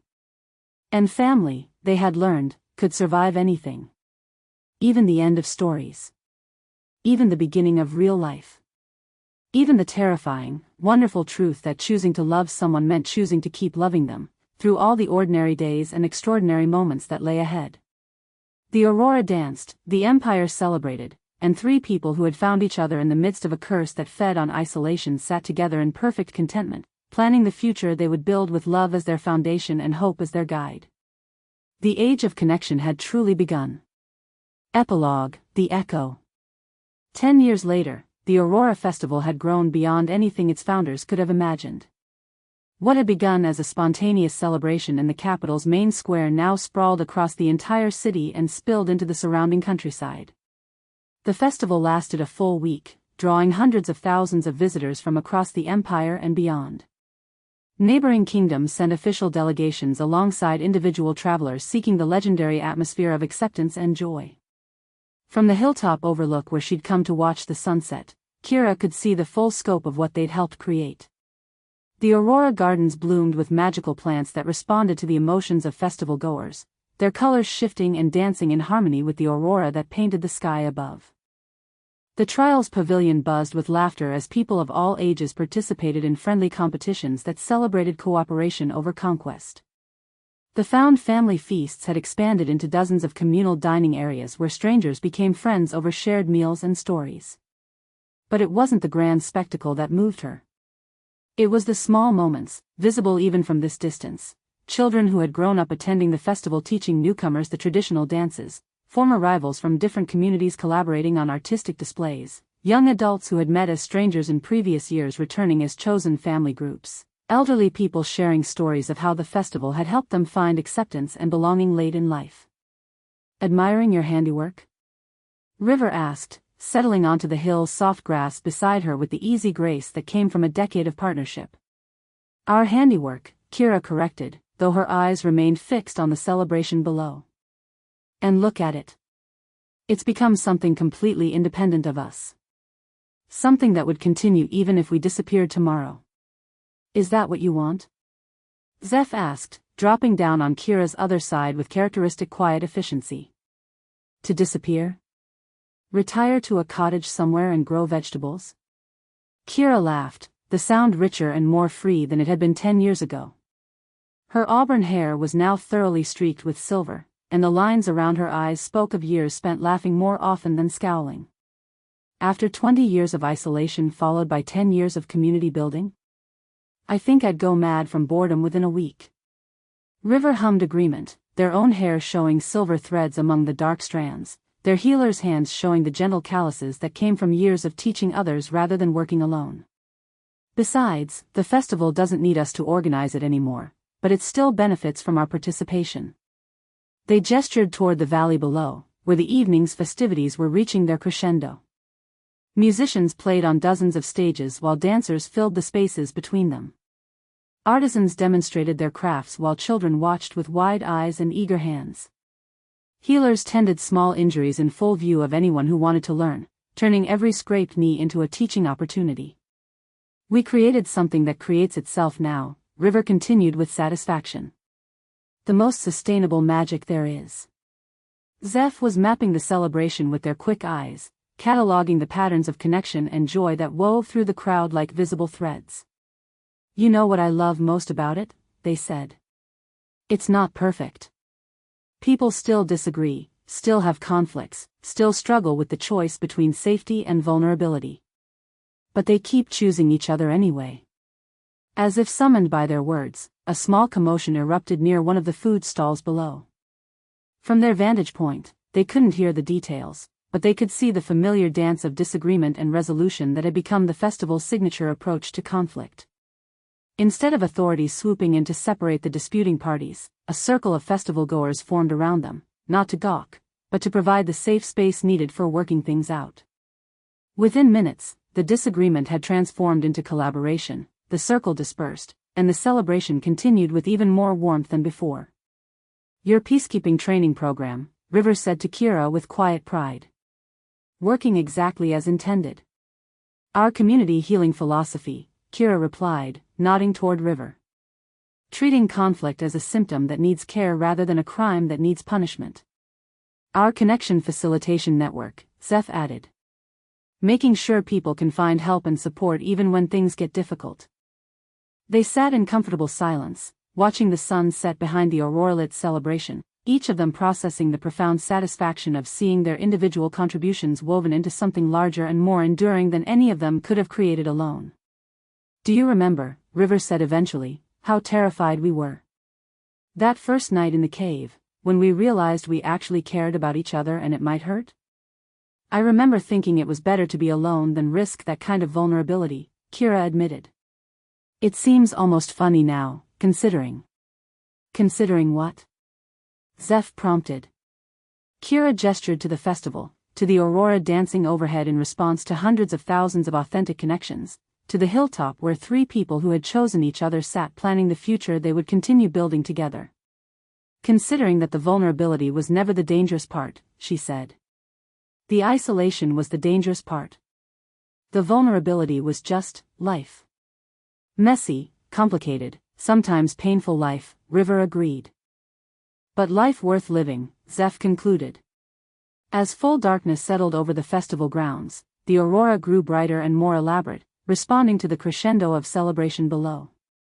From their hilltop perch, they could see people pointing up at the lights, children making wishes on the dancing colors, couples holding hands while they watched the sky paint itself in joy. We should go down, River said, though none of them moved to leave. People will be looking for us. Let them look a little longer, Kira replied. I like this, just us, watching what we built, remembering how we got here.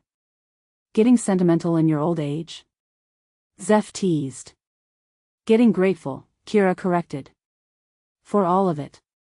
The quest, the curse, the fear, the choice to trust each other despite everything that told us not to. For the fact that we're sitting here 10 years later, still choosing each other, still building something worth celebrating. Still family, River added softly. Still the best thieves in the Empire, Zeph said with satisfaction. We stole sadness and isolation from an entire civilization and replaced it with belonging. As if responding to their contentment, the aurora overhead pulsed with particularly warm colors, and they heard music drifting up from the celebration, not the organized performance of professional musicians, but the spontaneous harmony that emerged when people felt safe enough to add their voices to the collective song. All right, Kira said, rising and brushing grass from her clothes. Time to go be beloved community figures instead of retired heroes. Were we ever retired? River asked, accepting Kira's hand up. For about 30 seconds, Zeph replied, jumping to their feet with energy that belied their years of hard living. Right before someone asked us to help with the education reform project. And the infrastructure development initiative, River added. And the Inter-Empire Diplomatic Relations Committee, Kira concluded. Apparently, people who are good at building connections keep getting asked to build more connections. They began the walk down the hill toward the celebration, but their pace was leisurely, unhurried. There was no emergency tonight, no crisis to solve, no curse to break. There was just the ongoing work of choosing joy over fear, community over isolation, love over the safety of emotional distance. As they reached the edge of the festival grounds, Kira felt a small hand tug at her sleeve. She looked down to find a child perhaps 8 years old, with bright eyes and festival flowers braided into their hair. Why aren't you dancing? The child asked with the directness that only children possessed. Everyone's dancing, but you're just walking. 10 years ago, Kira would have explained that she was too busy, too responsible, too different to join in celebration meant for other people.